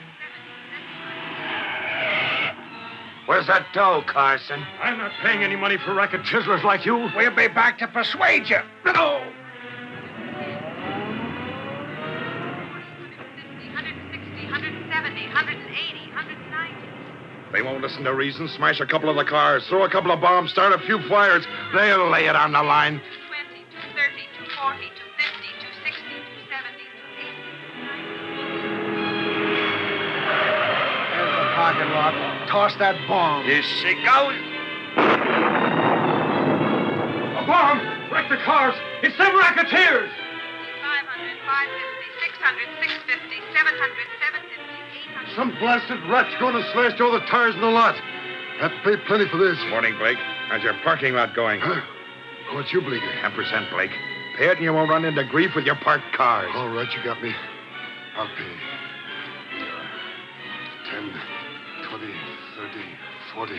4,500, 5,000. Pay up. 500, Pay for 6,000, protection. 6,500, Wrecked cars. Ruining my business. 10% or out. Okay, I'll pay. You win. Go for the racket. Kick in. 10%. Here you are. Don't smash any more cars. I'll pay. Hand the dough over. Here's the money. There, we got 'em lined up. Count the money, May. 19,000, 20,000. Look at it pile up. 20,000. Look at it pile up.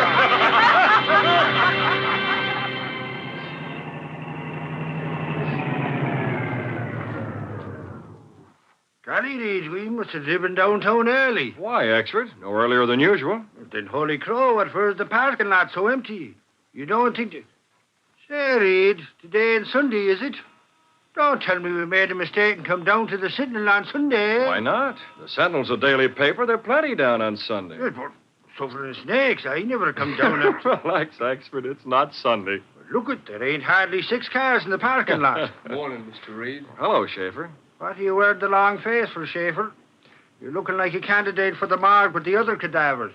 You better go to that parking lot across the street, Mr. Reed. Why? I can't handle you here. Suffering snakes, what are you trying to do? Don't you like it? Or maybe Reed Sedan ain't good enough for your parking lot, giving us the cold shoulder. Shut up, Exford. Can't you see something's wrong? Huh? Oh, golly, is there? Why can't we park here, Schaefer? There's plenty of room. Yeah, after all the accidents I've been having. Yeah, we've heard about them at the Sentinel. So the city. They may take away my parking lot license. Golly. The insurance company has already turned me down as a bad risk. So since you're a particular customer of mine, you'd be better off at another parking lot. Your license hasn't been revoked yet, has it? Not yet. I have my own insurance on the car. Hey, Reed, where are you going? Get out, Exford. We're parking the car here. Mr. Reed, Car's yours, Schaefer. I'll call for it at the end of the day. Suppose something happens. What about these other cars? Well, I told them the same thing, but no... They wouldn't listen, huh? Well, put me down as the same kind of sucker, then, Schaefer. Well, this is swell of you, Mr. Reed. You see, but Schaefer, I know something about those accidents. Gotta read the way you say it, you don't mean accident. I don't. You've heard of Bleecker. You mean the racketeer? He's behind your trouble, isn't he, Schaefer? I won't pay that dirty rat 1 red cent. I thought that was it. 10% he wants for protection. Huh. Protection. Holy crow, why don't you tell the police? I've told everyone. What good does it do me? No, don't tell me he's bribing the police. Of course not, Axford, but Bleeker's smart. That's it. Everybody knows he's pulling the racket. But how can you stop it when you can't get proof that it's his guerrillas who go around smashing cars and cutting up the tires in parking lots? You've had that happen? Oh, everything. And still you refuse to knuckle under? Oh, I don't know. Maybe I'm wrong. Maybe I ought to pay the 10%. Yeah, you've fought them this far. Why lose your fight now? I wouldn't mind if it was fight so long as it was a fair fight. But them rats work in the dark. And the police can do nothing, huh? Not a thing. I see. Hey, Reed, what are you daydreaming about? Daydreaming? You had a kind of faraway look in your eye, like you was up to something. Only just when I was getting me brain around to figuring out what, you lost that faraway look, and golly, now I can't tell. You'll just have to wait till that look comes back. You got something up your sleeve, I know it. Just as well you're not a mind reader, actually. Huh? There are times when I like to keep my thoughts to myself. And this is definitely one of them.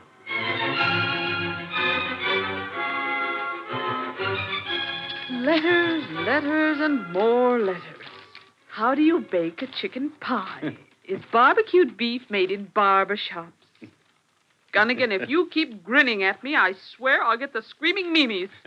Don't you like my always, Miss Case? No, but even less do I like handling this cooking advice for the homebody column. It's only for one day. Somebody had to take Miss Topper's place. Good grief, why does Mr. Reed have to pick this one day to be out of the office? Leaves me with so little work on my desk that I just couldn't excuse myself from this. Casey, why don't you stick those letters back where they belong? I like it better here. This is the city editor's cubbyhole. My cubbyhole. It could do with a good cleaning. Don't go domestic on me. Why not? I'm reading very domestic letters. Miss Topper's desk is out in the city room. See? Through the glass. Out there. It's too drafty. I like it better here. Or did I say that? You did. Well, here's a typewritten letter. Most of them are in longhand. All right. One housewife can have a typewriter. No law against it. Well, let's see what recipe she wants. Go ahead, Casey, but never mind the talk. Okay, I won't bother you. Casey, what's the idea of knocking the typewriter table over? If that's your substitute for talk, you... Gunnigan, this letter. What's the matter with you? Why, it's from a man. Not a woman, a man. So what? Men are interested in cooking? Read it. Go ahead. Listen, I have a front-page makeup to schedule. Read it. Does it say what I think it does? In cooking up a stew about... Oh, Casey, I'm not interested in this hooey. Good grief, will you finish? There's more. In cooking up a stew about a certain type of racket now being worked. Jumping blue blazes. It's about the parking racket. That's what I read, too. I couldn't believe it, but look. Look at the signature. Signature? Well, I'll be a first cousin to an animal trainer. It's signed the Green Hornet. That's what I thought. The Green Hornet. That crook's got a sense of humor. Sending it to the Hints for Housewives column. It's the first time anything sensational came to this column since that cook sent in a recipe for hot buttered scones. Never mind the banter. This is big. Where are you going? Larry! Hey, Larry! Yeah. Take your elbows off that desk and come in here. Casey, get on the phone, call the studio. What for? Get 'em! Tell 'em I want a sample made of this Hornet letter. Half-tone for the front page. Right. Give me the darkroom, operator. What's the 4-star special, Chief? Get in here and close that door. We got a note from the Green Hornet. Huh? Holy mackerel. The door! What about? What did it say? Here, read proof on it yourself. Oh, darkroom. Send a boy to the city desk. There's a rush job on a snapshot, and Gunnigan's waiting. Well, is that something? Great guns. According to this, the Hornet's coming right out and saying he's going to take that racket away from Bleecker. One crook fights another. That's going into print in the Sentinel. Are you sure this is on the level, Gunnigan? It hasn't got a Hornet seal. Gosh, that's a thought. Yeah, why isn't Reed here? He's an authority on the Hornet notes. He'd check the paper it's written on. I don't know where he is. Holy cow, Gunnigan. Guess what? Expert, this is no telephone booth. Get back. Reed, glad you're here. Boss, take a look at this. We run into more excitement, it seems. More? There can't be more. What this guy's got to show you is more exciting than anything you got, Gunnigan. What guy? Who is he? His name's Schaefer. He runs a parking lot across from the Sentinel building. A parking lot? Well, that's just what we were talking about. He got a threatening letter.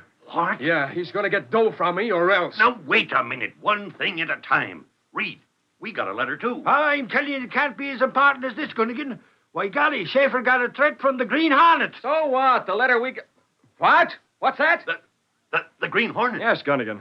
Axford and I got into the parking lot when he was looking it over. Well, what's he all staring at us for? Because you big lug, this letter is from the same writer. Holy crow. The Hornet? You must have mailed them both at once, boss. Hey, let me see that. I'll compare them.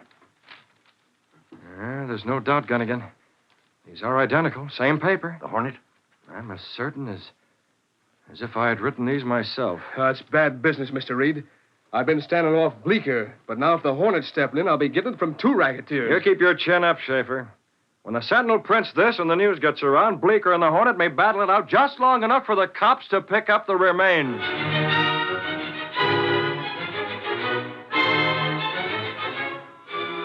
Sentinel Hornet X-ray! Green Hornet steps in on parking lot owner! Read all about it! Racket threats sent to Sentinel! X-Street Piper, Sentinel! Britt Reed returned to his apartment that evening and spoke to Cato, his valet and the only living man to know him as the Green Hornet. Cato. Cato! Yes, Mr. Britt. The Sentinel's out in the street with the 2 Green Hornet notes I wrote. It's time for us to get moving. You want a Black Beauty? The car and the mask, too. I'll need the gas gun as well. Bleecker is reading the Sentinel himself, like everyone else in town. We've got to be ready for him.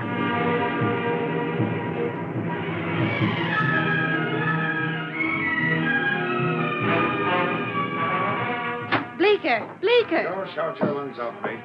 I already saw the Sentinel with them 2 Green Hornet notes. That guy's got a nerve. You gonna let him step in? I was just talking to Hackley. You want the car? The car, sure. I want you and Dirk to bring your guns. We're going to be ready for the Green Hornet.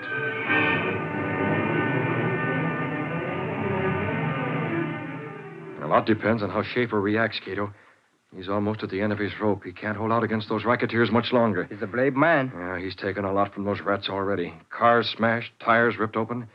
His business is practically sunk. That is true. Unless I'm mistaken, Bleeker's going to make it even tougher now that he believes the Green Hornet is muscling in on his territory. I see. Open the sliding panel, Cato. We're going to the hiding place of the Black Beauty. Where are we going? Bleecker is just the kind of gorilla to make sure that Schaefer doesn't slip out from under him now. He wants whatever extortion money Schaefer is paying out for himself. And it's up to the Green Hornet to stop him.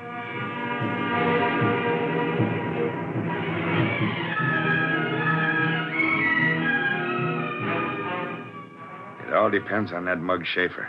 We've been putting enough pressure on him to make him ready to crack wide open. His business is shot already. He can't keep holding out. He's got plenty of what it takes. He's due to crack. But get this. Schaefer's paying us, not the Hornet. Nobody's muscling in on us. We better get moving. Where's the car? In the garage, waiting. Okay.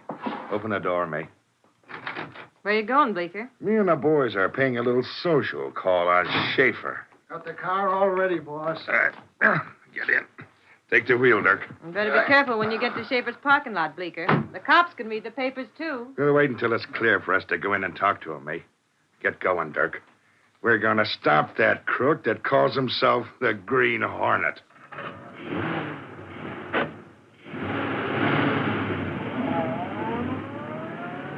As Bleeker's car swung into the street and turned toward Schaefer's parking lot, a huge, sleek black car started along behind them. It was the car of the Green Hornet.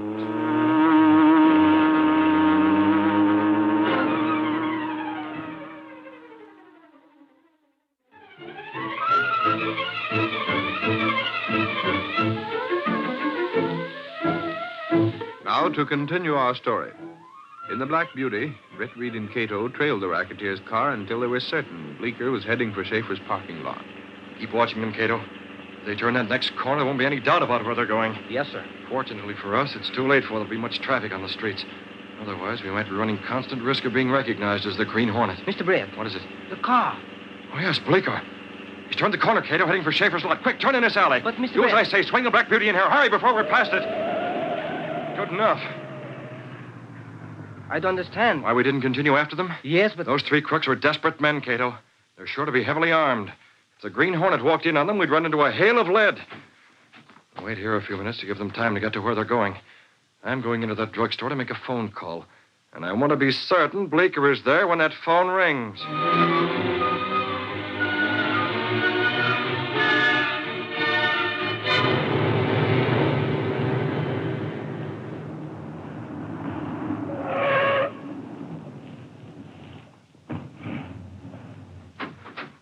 There's Schaefer talking to a cop. Come on. Who's going to take care of the cop, Bleeker? I'll handle him. This way. We can get around behind the shack he uses for an office and slip up on him before they know it. They're standing right next to the door. Take care of that cop before he spots us, Dirk. I don't want any interference when we start talking to Schaefer. The tap over the head will take care of him. Take it easy now. Here's the shack. Head around this way so we'll come right up behind him. There ain't nothing happened yet, Schaefer. And there won't be nothing. You got police protection now. Protection? Why don't you get those racketeers? We'll get them. We need proof, that's all. Bleeker. And now the Green Hornet. Let him make one slip and we'll pick him up so fast you won't see him for the dust. Meantime, my business is ruined. You're okay now. I got that. Take him. Look out. What the? No, you don't, copper. You Inside, Schaefer. You hit him with a blackjack. I saw it. Inside. What do you want? Let me do a job on him, boss. Keep an eye on that cop. I don't want him coming to and identifying us. Okay, Bleeker. You can't shut me up. I'll tell the police. As long as the cop didn't see us, you can blab all you like. It's your word against ours, Schaefer. That ain't worth talking about. What are you after? What we've been after all along since we started giving your place a works. Extortion money. I won't pay. You're a tough nut, but we can crack you. Or maybe you got a reason. Huh? Reason? Don't play dumb. Are you already paying off? No. Maybe you got the Hornet behind you. I don't deal with crooks. Any crooks. If you figure paying the Hornet will keep us away, get it out of your head. We're controlling the parking lots, and the Hornet ain't stopping us. Where is he? I don't know. I never saw him. We read the Sentinel. You got a note from him. Where is he? I tell you, I don't know. Sure, I got the note, but I didn't see him. You're paying us and nobody else, see? The phone. Get away from that. I'll answer it. Keep your gun on him, Hackley. Right. Hello? Schaefer parking lot. Let me speak to Schaefer. Who wants him? This is the Green Hornet. The Green Hornet? What? Don't move. Green Hornet, huh? I got your note. Is this Schaefer? Yeah, this is Schaefer talking. You calling about the note? When are you going to pay up, Schaefer? Pay up? Well... Don't stall. You agreed already. Oh, so I agreed to pay you, did Don't back out. No, I ain't backing down. Sure, I'll pay you, sure. When are you coming around to collect? Sometime this week. Okay, Hornet, I'll pay you. I'll have the dough for you. When? When? How about tomorrow night? Yeah, tomorrow night, say around midnight. How's that? I'll be there, Schaefer. Okay, Hornet. Tomorrow night. He's coming here, Bleeker? Tomorrow night? It was a Hornet, Hackley. He took me for Schaefer. So you was planning on paying the Hornet off, huh, Schaefer? I'm not paying anyone. The Hornet's coming here tomorrow, midnight. You have the dough ready for him, Schaefer, like you said you would. I tell you, I'm not paying it. I was just talking to him. Hey, boss. Yeah? If we tell the cops, they can make a pinch. The Hornet? Sure, he's due here. The cops can nab him like that. It'll get him out of the way for a long time. Listen, Hackley. The Hornet's a crook, and so are we. Everybody knows that. When I tell you to talk, I'll tell you, Schaefer. We're not telling the cops, Hackley. But we got This is our job, taking care of rats who try to cut in. We'll look after that baby ourselves. Yeah, I guess that's the regular way. It is. We'll be here, and Schaefer ain't blabbing a word to nobody. No? You ain't got the nerve, Schaefer. I thought you were tough. But from what the Hornet said over the phone, it was him behind you that was giving you backbone. Sure. Otherwise, Schaefer'd have folded up like the rest of them parking lot owners when we put the pressure on. Yeah. Schaefer, you'll keep your mouth shut.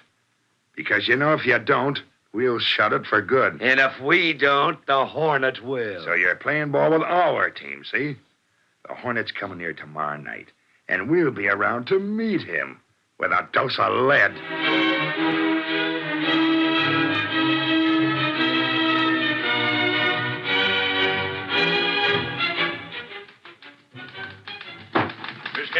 Where's Reed? Well, he left about an hour ago, Gunnigan. Where? I don't know. Well, get him. Try his apartment. Try every place. I already have, but it's no soap, Gunnigan. I wanted to get in touch with him on another matter, and I couldn't locate him. He's missing something. Don't tell me it's another Hornet note. More than a note this time, Casey. Good grief, you mean they got the Hornet? Yep. Well, that is practically. When? About 7 hours from now. They're brushing out a cell at headquarters already. 7 hours. I thought it was in the past, not the future. Casey, by the time tomorrow's Sentinel comes out, it will be over. The Green Hornet will be a crook with a past. And no future. There isn't much future in bars. Bar's my foot. That baby'll get the chair. Where are they going to pick him up? Right across the street. What? Right there. Shaver's parking lot, midnight tonight. But how do the police know? For a very good reason, Casey. The Shaver told them. Schaefer himself? In person. Apparently, that guy has more fight than the Hornet and those other rats gave him credit for. They took it for granted he'd be too scared to spill. But they took it wrong. They? I thought you said it was the Hornet. Did I forget to mention Bleeker? What? Bleeker, too? The works, Casey. Will this make a headline for the public gaze? I might try an experiment on this yarn. Slap the headline that new red ink instead of black. Got it all settled already, haven't you?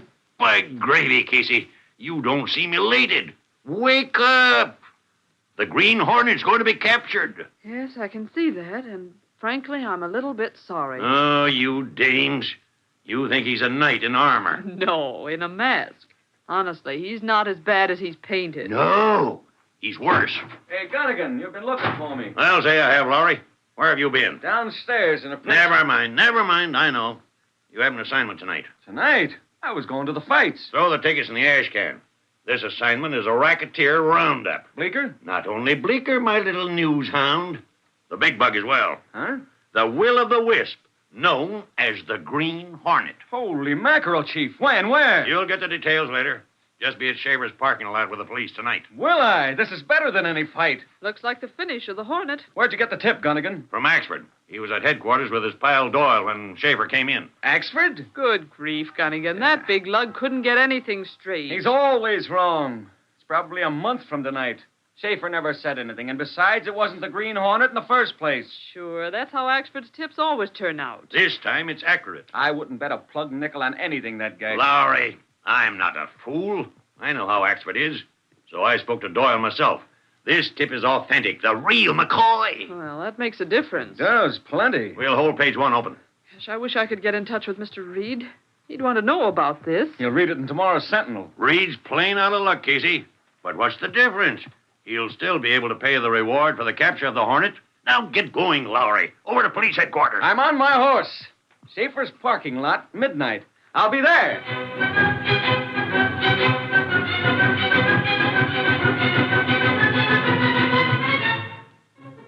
No, there's no sign of anything yet. It's only 10 o'clock. What time you cops going to show up? Yeah, they said they'd be here around 12, but you better get over early. Huh? Be here before midnight? Okay, Sergeant, so long as you grab those crooks. Sounds sensible. Cops not wanting to get here too soon in case Bleeker or the Hornet have someone watching. I want you, Schaefer. You! Get outside. You said 12 o'clock. Do as I say. Don't try anything like come out. There's a man out there with a gun on you. Yeah, I see him. Another man with a mask. Keep him there. I'll be out in a moment. Closing the door of the shack, Britt Reed took down the one window shade in the small office and replaced it with another he had prepared.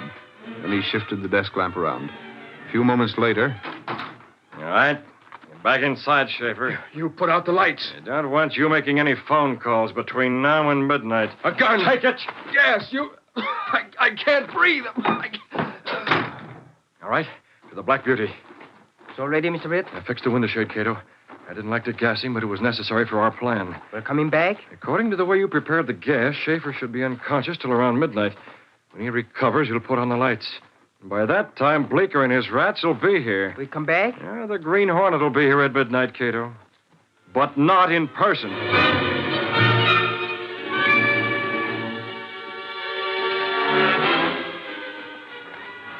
We got all the men placed around the parking lot. But where's Schaefer? Was he going to be here? Golly, that's what he said, Lowry. But there ain't no lights, not even in the shack. Almost 12. Come on, we'll go in. Holy crow, what's that? Turn on the light. Schaefer, what happened? I'm all right. The Green Hornet. Suffering snakes. Was he here already? Gassed me and left. What time is it? It's almost 12.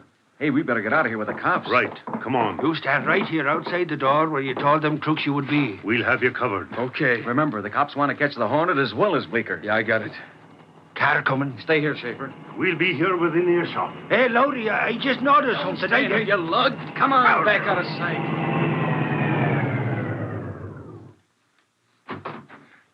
Come on, Dirk. Hackley. Who's that? Okay, Schaefer. Is the Hornet here yet? He was here. Now he's gone. What? So you called him after we left? No, I didn't. Oh, then he'll be back, huh? I guess so. Yeah, we'll get him. He ain't cutting in on us. But right now, hand over that dough. Wait a minute. We wrecked your cars a couple of times already, Schaefer. Pay for protection or we'll do our final job. Hey, boss. Pay that dough you got for the Hornet. You take care of him when he shows up. Boss, it's a Hornet. Huh? I didn't hear nothing. Sure, he's been here all the time. What? Look there, boss. See the lighted window of the office shack? What the? There's his shadow. You can see the profile of the mask. He's holding a gun. Listening, huh? Yeah. He don't know the light makes his shadow a perfect target. Well, what are you waiting for? Blast him to bits. Right through the window. That does it. Hey, he ain't falling down. He's got to. I caught him square. I can see the bullet holes in the window shade. Come on inside. We'll finish him. You too, Schaefer. Stick him up. Well, I'll be a Dutch uncle. Look at that. What the cops? We're trapped. Make a break for it. Stay where you are. Drop that gun. Take it. No, don't hit me. You got us. Dead to rights, you rat. We heard what you said to Schaefer. Get moving. Take these crooks to the jug. Okay, Sarge. Come on. Hey, what about the Hornet? I heard those crooks say he was in here. Yeah, I saw him in the window. But where's he gone? There wasn't no one here when Bleecker shoved me in. Hey, Lodi. Holy crow, will you look at this window shade? Window shade? Axford, you going bats? Here, you can see for yourself. I tried to tell you I seen it from the outside, but you yanked me away. Holy mackerel. A paper cutout of the Hornet pasted on the window shade. He must have done that earlier. That's what Bleecker shot at from outside. Blast it, I don't know how, but the Hornet must have got suspicious. Suffering snakes, Lodi. We better give Gunnigan the story.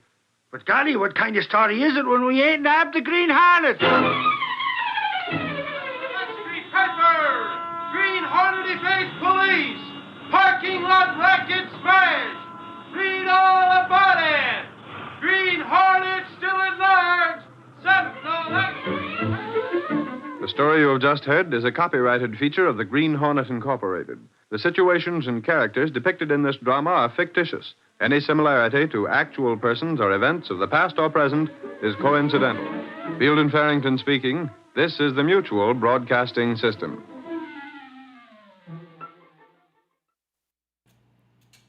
That's the Green Hornet, the parking lot racket. Going back to 1939, October 31st, Halloween of 1939. That was broadcast out of Detroit, Michigan at WXYZ. Was the home base for the Green Hornet.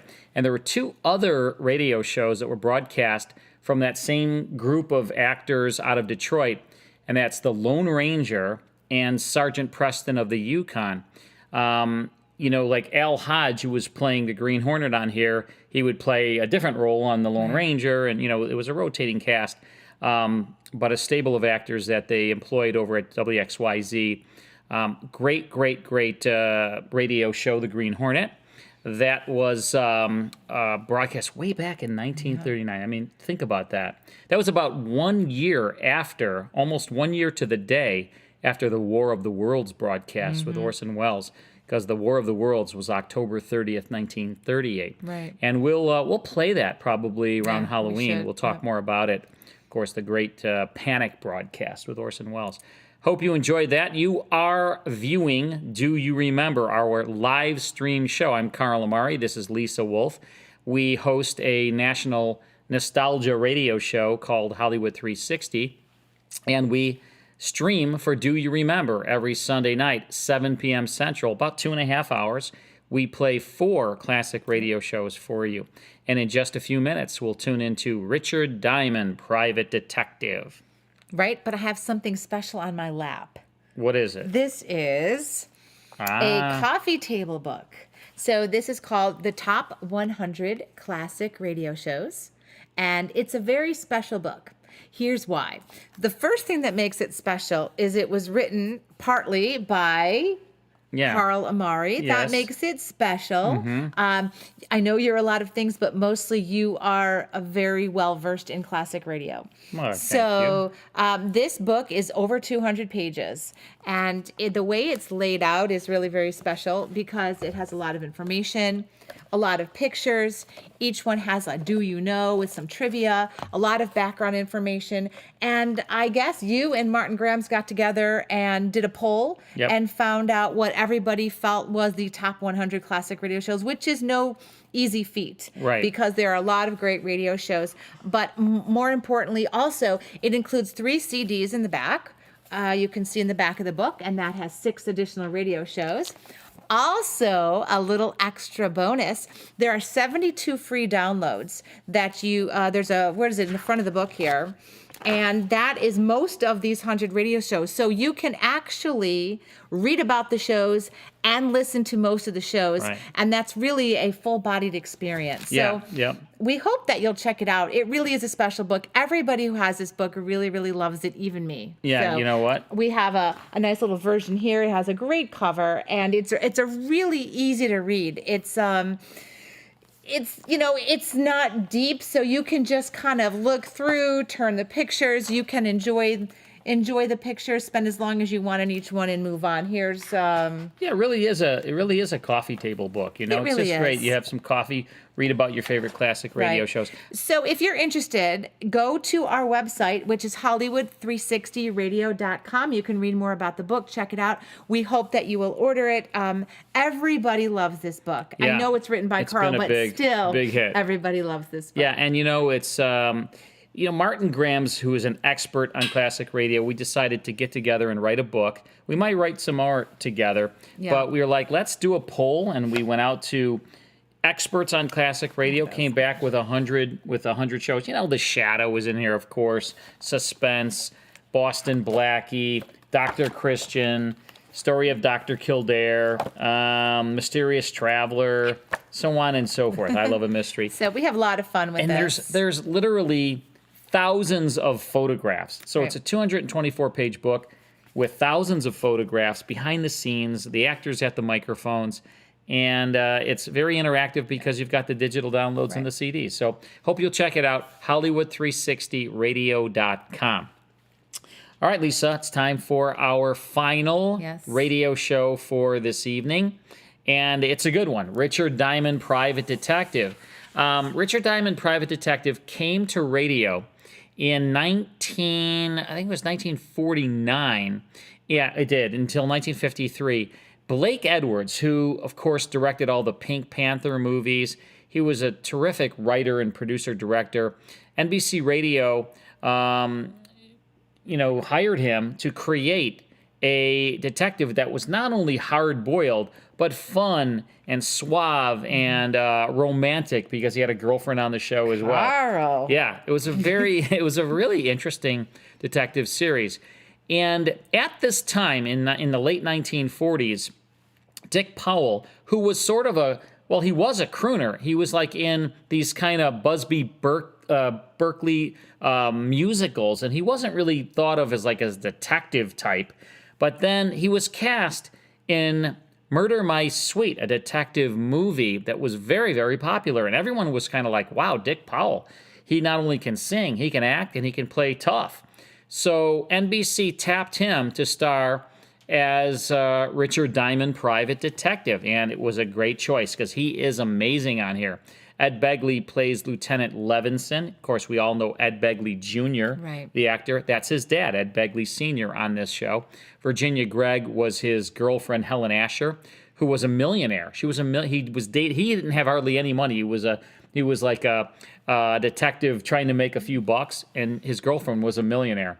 And then at the end of every broadcast... attractive? That would be good. At the end of every broadcast, he would sing a song to her. And what I find fascinating is at the beginning of every episode, you hear someone whistling, and a great whistler. That's actually Dick Powell doing the whistling.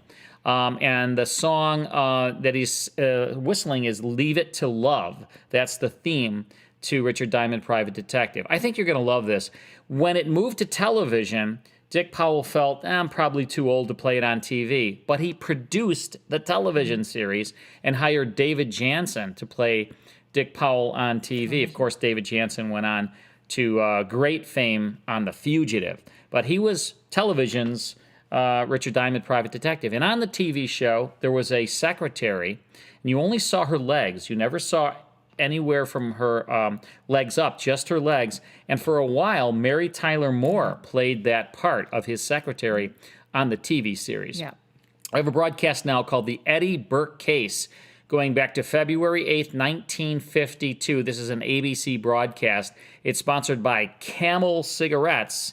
Here, uninterrupted now, is Richard Diamond, Private Detective.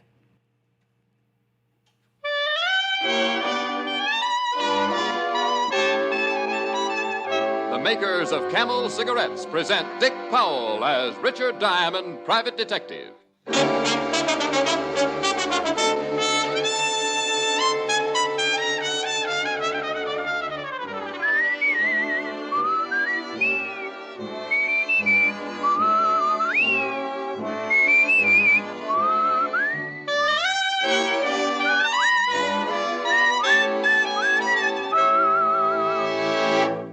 How will camels get along with your throat? Listen. In a coast-to-coast test, hundreds of people with normal throats smoked only Camels for 30 days. Noted throat specialists made weekly throat examinations of those smokers and reported not one single case of throat irritation due to smoking Camels. Make your own 30-day Camel test. Smoke only Camels for the next 30 days. You'll see how well Camels agree with your throat, pack after pack, week after week.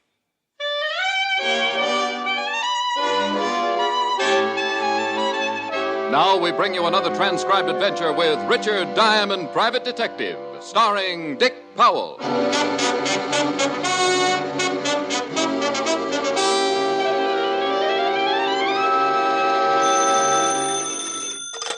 Diamond Detective Agency, you spent the dime, you name the crime. Oh, no. Hi, Helen.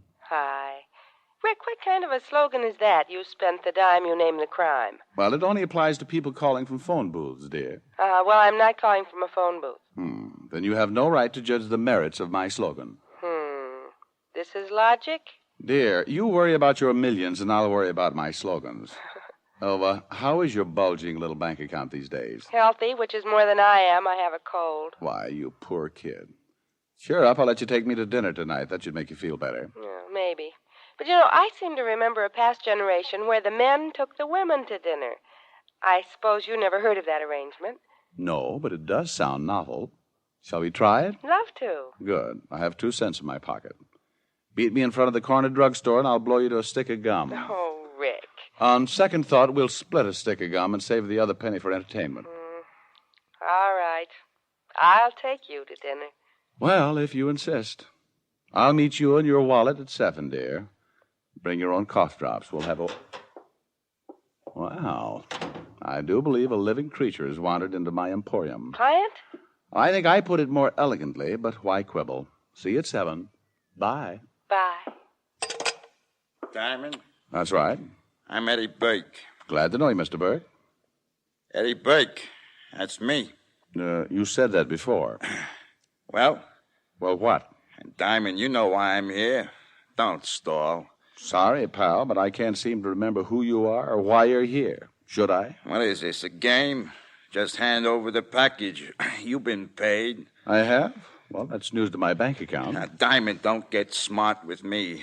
Where's the package? Now, take it easy, Burke. Let's get something straight. If you'd like to hire me and pay $100 a day, then I'll humor you and pretend to know what you're talking about. I have loads of screwy clients. But if you expect me to listen to your wild talk for free, start walking. I don't think I like this. Well, that's tough. No, I don't think I like this at all. Well, Oh.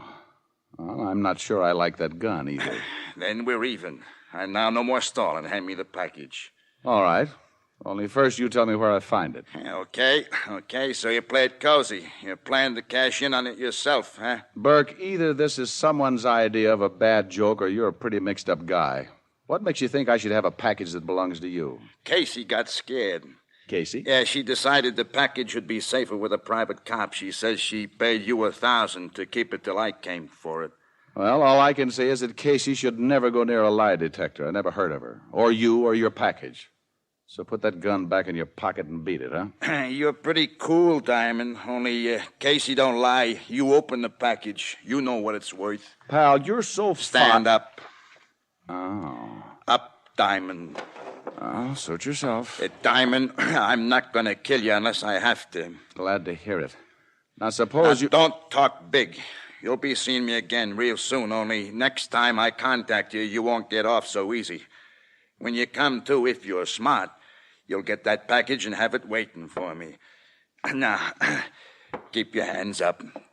Hi. Burke, you're making a big...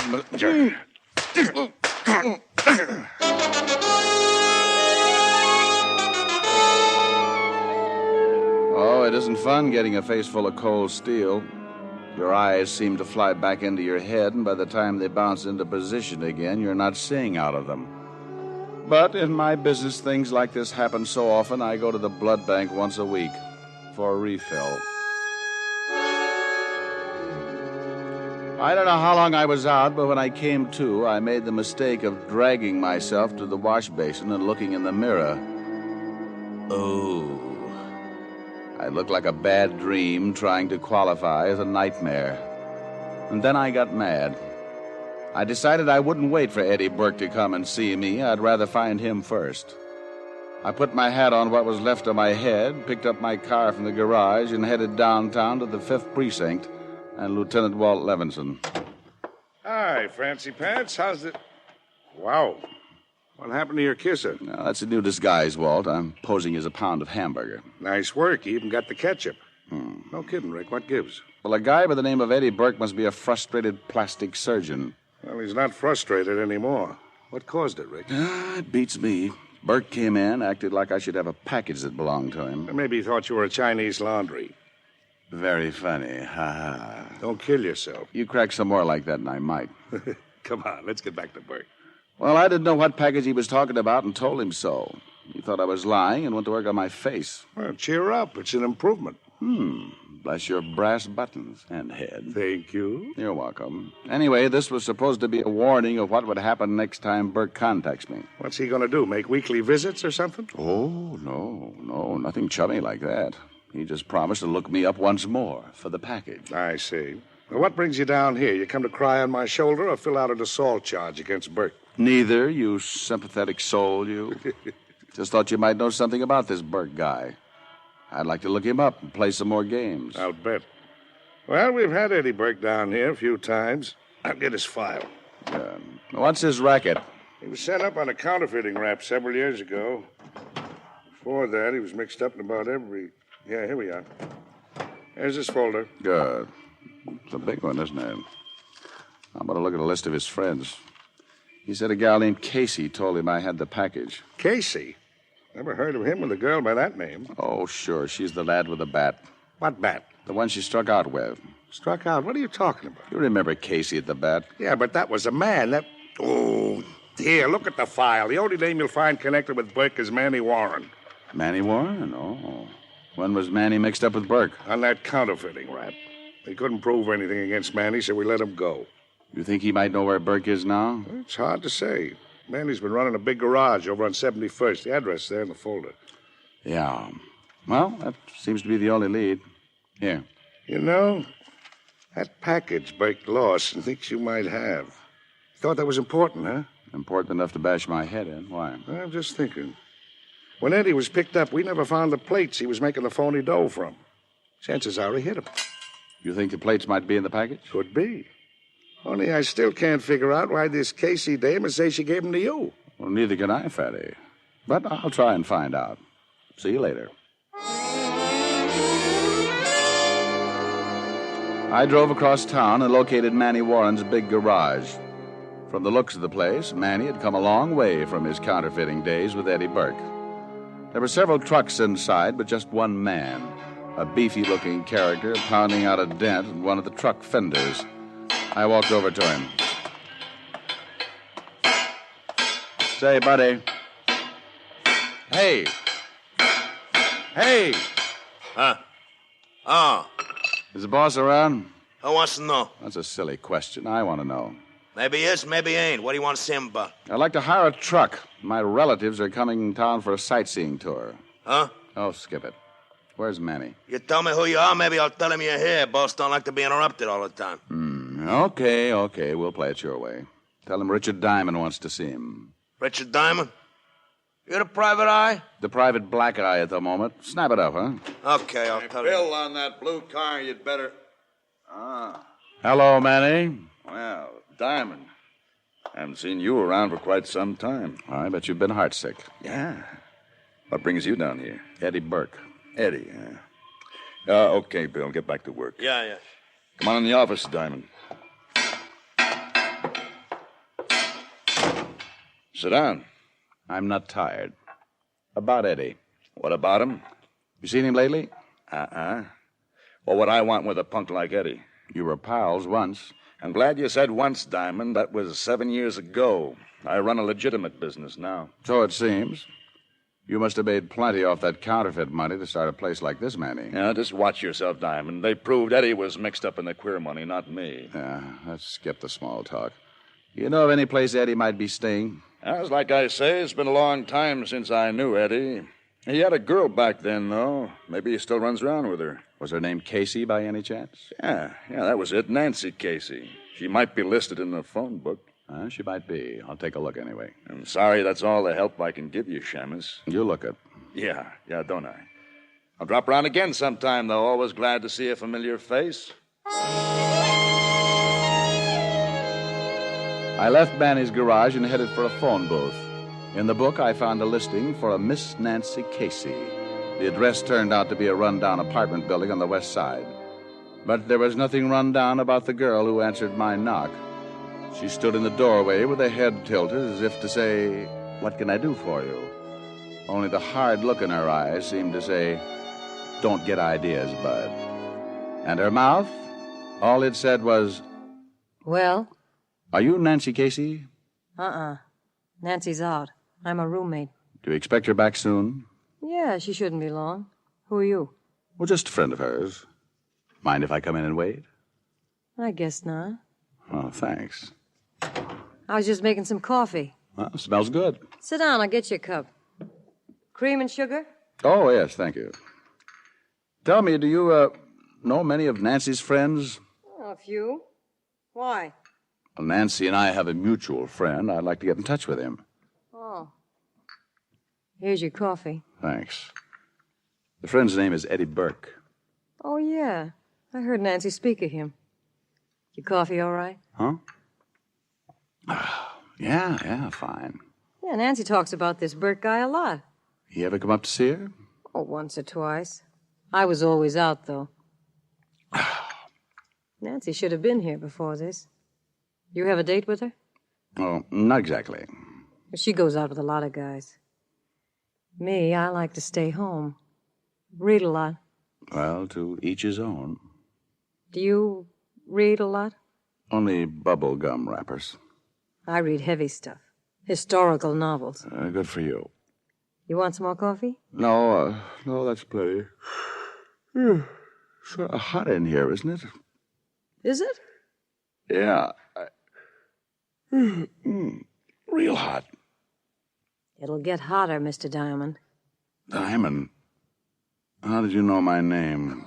Your picture's been in the paper. Like I say, I read a lot. You getting tired? Yeah, Oh, no. Oh, yes. The coffee. Shouldn't take long. You dropped your cup, Mr. Diamond. Oh, you shouldn't try and get up. That drug takes effect fast. You just tire yourself. You Casey? That's right. I'm Nancy Casey. Find it hard to stay on your feet, Diamond? My head, You what? You can't even stand straight. The big, strong detective.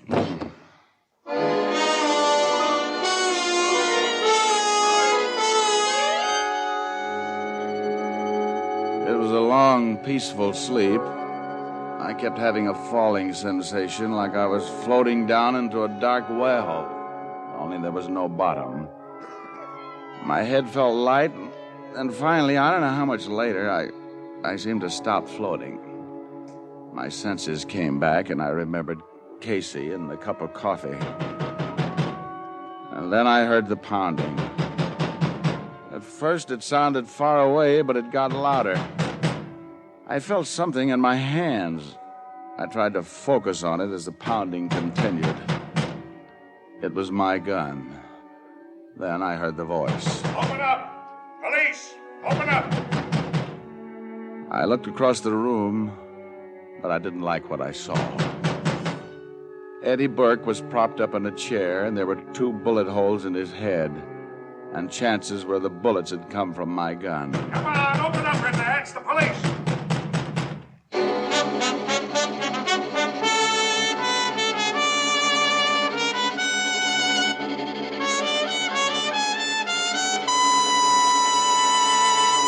Before we continue with Richard Diamond, here are a few words about smoking enjoyment. Try the one sensible test of cigarette mildness. Try the 30-day Camel test. Smoke only Camels for 30 days. Enjoy Camel's rich, full flavor, pack after pack. Through steady smoking, the only sensible way to judge a cigarette. You'll see for yourself how well Camels agree with your throat. In a coast-to-coast test, hundreds of smokers with normal throats smoked only Camels for 30 days. Noted throat specialists made careful weekly examinations of the throats of those smokers and reported not one single case of throat irritation due to smoking Camels. That's proof of Camel mildness, the kind of proof no other cigarette gives you. Tonight, start your own 30-day Camel test. Make Camels your steady smoke for the next 30 days, and you'll discover why Camel is America's most popular cigarette by billions. How mild, how mild, how mild can a cigarette be? Make the Camel 30-day test and you'll see. Smoke Camels and see. And now back to Richard Diamond, Private Detective, starring Dick Powell.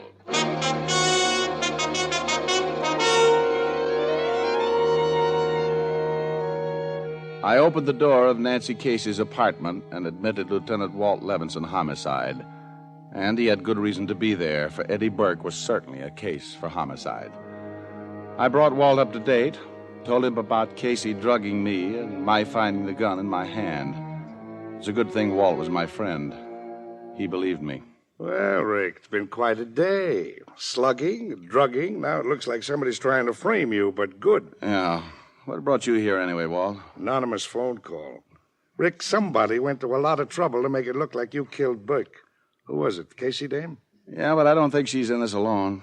Who else? Manny Warren. Oh, Joe Legit, huh? How do you figure him in? When I got here, Nancy Casey was expecting me. I was watching her when she fixed that coffee. I didn't see her slip in the drug. That means the drug was already in the cup. Well, what's that got to do with... Oh, you think Manny tipped her off that you were coming over, huh? Well, who else? Besides you, he's the only one who knew I was looking for. Well, what are we waiting for? Come on, let's have a talk with Warren. No. You let me do it, Walt. You'll be busy here for a while anyway, and we'll have to prove Manny did it, not just accuse him. Okay, you can give it a try. Only look, Bright Eyes, until you find out why Burke was killed and just how those characters all fit together, you're going to be on the spot. I still have to report it was your gun that killed Burke. Commissioner might not be happy when he hears I let you go. Well, you hold off the commissioner, Walt. You should be used to that by now.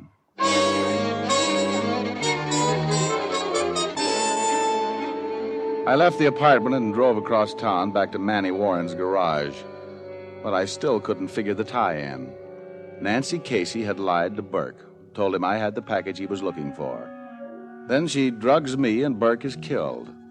And somewhere in this mess, Manny Warren was involved. But how? I quit thinking about that as I parked in front of the garage and went inside. Bill, the beefy character, was still the only man around. You back again? Well, either I am or you've got bad eyes. Tell Manny I want to see him. He ain't here. Besides, it's closing time. Beat it. Now, look, pal, don't make with a runaround. Where's Manny? I said he ain't here. You got no right coming in here after closing time. I got half a mind to throw you out. You try it, and I'll scatter your half mind all over this floor. Why, you...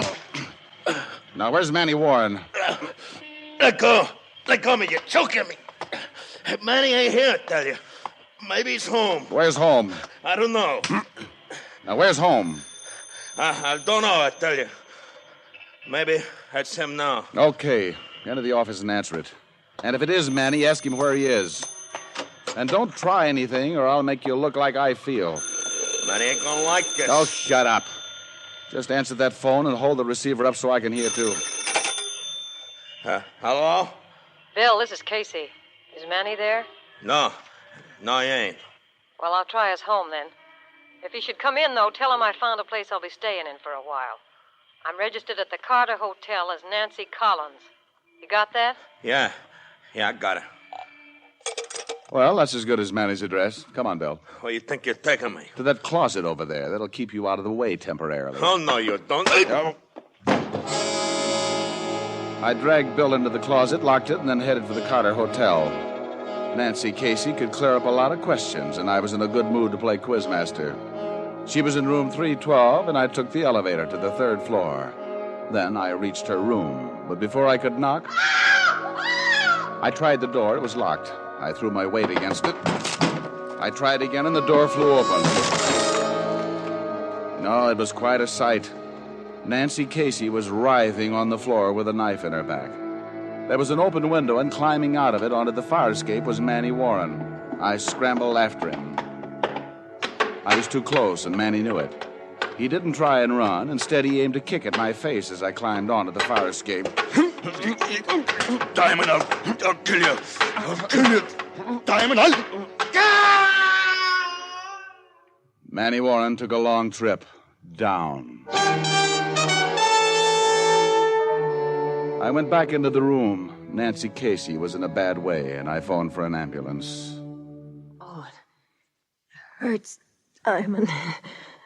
It hurts. Take it easy, honey. Tried to kill me, too. I hadn't expected that. Why, Casey? What's it all about? Plates. Those counterfeit plates. All this over some stinking plates. The package Eddie Burke thought I had? Yeah. Eddie left it with me for safekeeping. I turned him over to Manny. He told me we'd clean up and leave town by the time Eddie got out. Only we didn't. Eddie came to me, wanted the plates. So you lied and said you'd given them to me. I needed time. I needed time to talk to Manny. He decided how to get rid of Eddie. When you came along, he told me to drug you. He'd handle the rest. Then I came here. I phoned him at home and told him where I was. He didn't waste any time getting here. Well, those stinking plates, they meant more to him than I did. Manny didn't trust me. This way nobody knew about the plates but him. He didn't trust me. And in his business, you don't trust anyone. Now, Oh, I better keep quiet and lie still. no! No, I gotta talk. Talking keeps my mind off the pain. Talk to me. Talk to me, Diamond. Talk. All right, Nancy, I'll talk to you. You swim, Diamond. I used to like swimming. It's a lot of fun. Yeah, it's fun.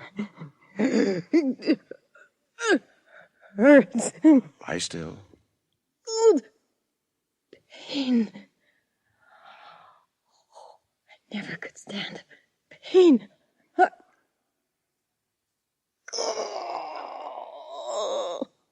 Nancy. Well, at least it doesn't hurt anymore, does it, kid?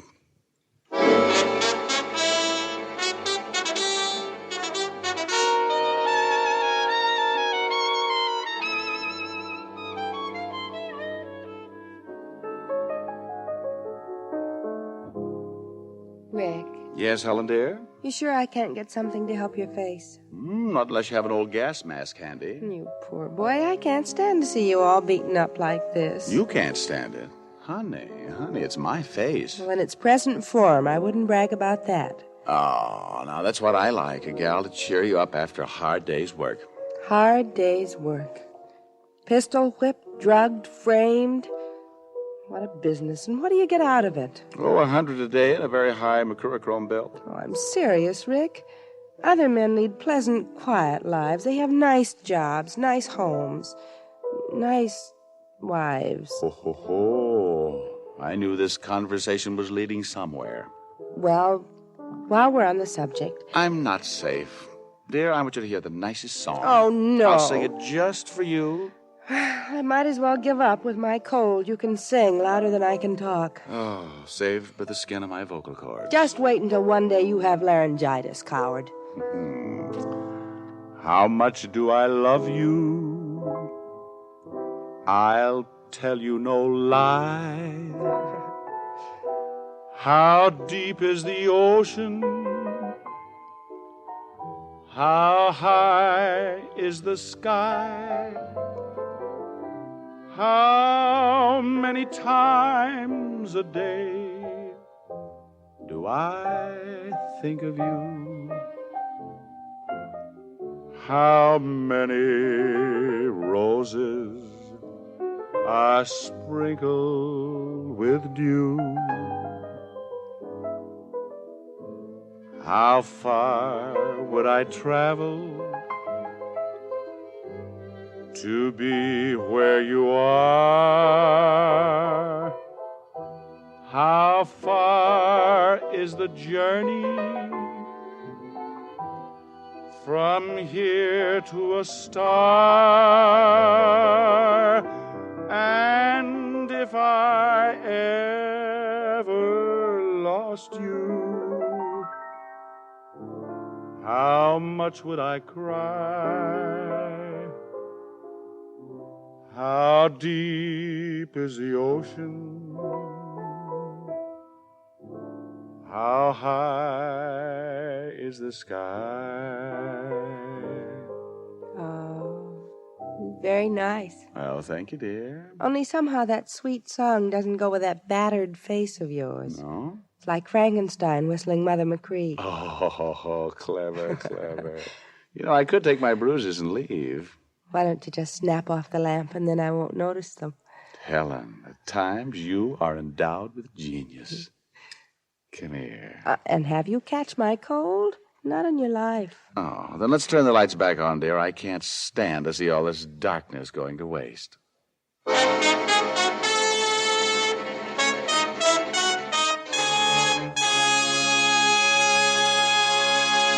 Dick Powell will return in just a minute. Here's a very special way to remember your Valentine next Thursday. Give a carton of Camels, a special carton that's all dressed up in happy Valentine colors. It's available wherever Camels are sold. Camels make such a welcome gift. They're America's most popular cigarette, leading all other brands by billions. How mild, how mild, how mild can a cigarette be? Smoke Camels and see. Here's Dick Powell with a special message. Thank you. Ladies and gentlemen, every week the makers of Camels send thousands of packs of Camels to military and veterans hospitals.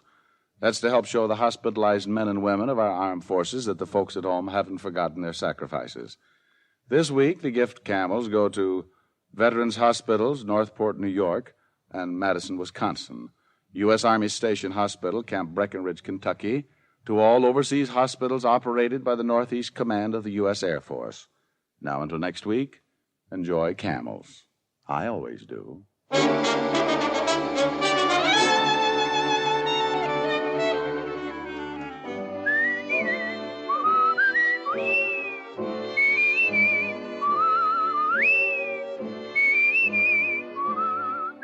Tonight's adventure of Richard Diamond was written by Dick Carr with music by Frank Worth. Virginia Gregg was heard as Helen Asher and Alan Reed as Lieutenant Walt Levinson. Others in the cast were Bill Conrad, Jeanette Nolan, and John Daner. Richard Diamond, Private Detective, is transcribed in Hollywood by Jaime Del Valle. be sure to listen to another great camel show, Vaughn Monroe and the Camel Caravan, every Saturday night. Want to know why you should pack your pipe with PA? The bite is out and the pleasure's in when you smoke Prince Albert. It's specially treated not to bite your tongue. The bite is out and the pleasure's in. So, if you smoke a pipe and want the fine flavor of choice tobacco with rich, natural tobacco fragrance, pack your pipe with Prince Albert, the National Joy Smoke.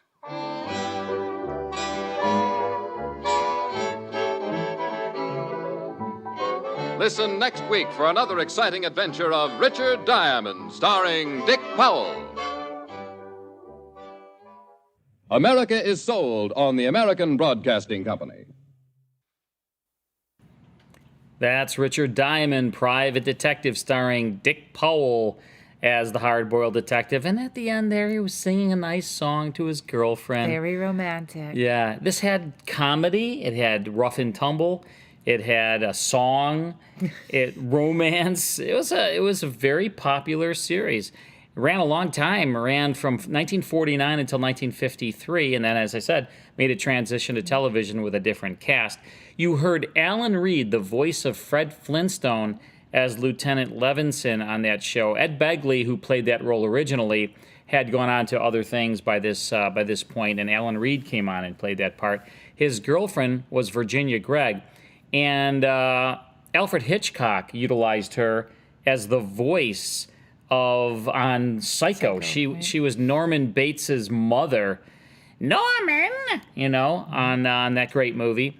She did a ton of voiceover work for Disney and on a ton of radio shows. William Conrad in this cast, John Dehner in the cast, called The Eddie Burt Case from February 8th, 1952, sponsored by Camel, is heard on ABC. Hope you enjoyed that. Well, that's it, Lisa. That was the last radio show, but the good news is we will be back next Sunday night at 7 p.m. Central Time with 4 more great classic radio shows. I'll try not to fall off my tricycle and start on time. We're going to try to be here right at 7 o'clock. He's a little accident prone, but other than that, Mike and I were raring to go here.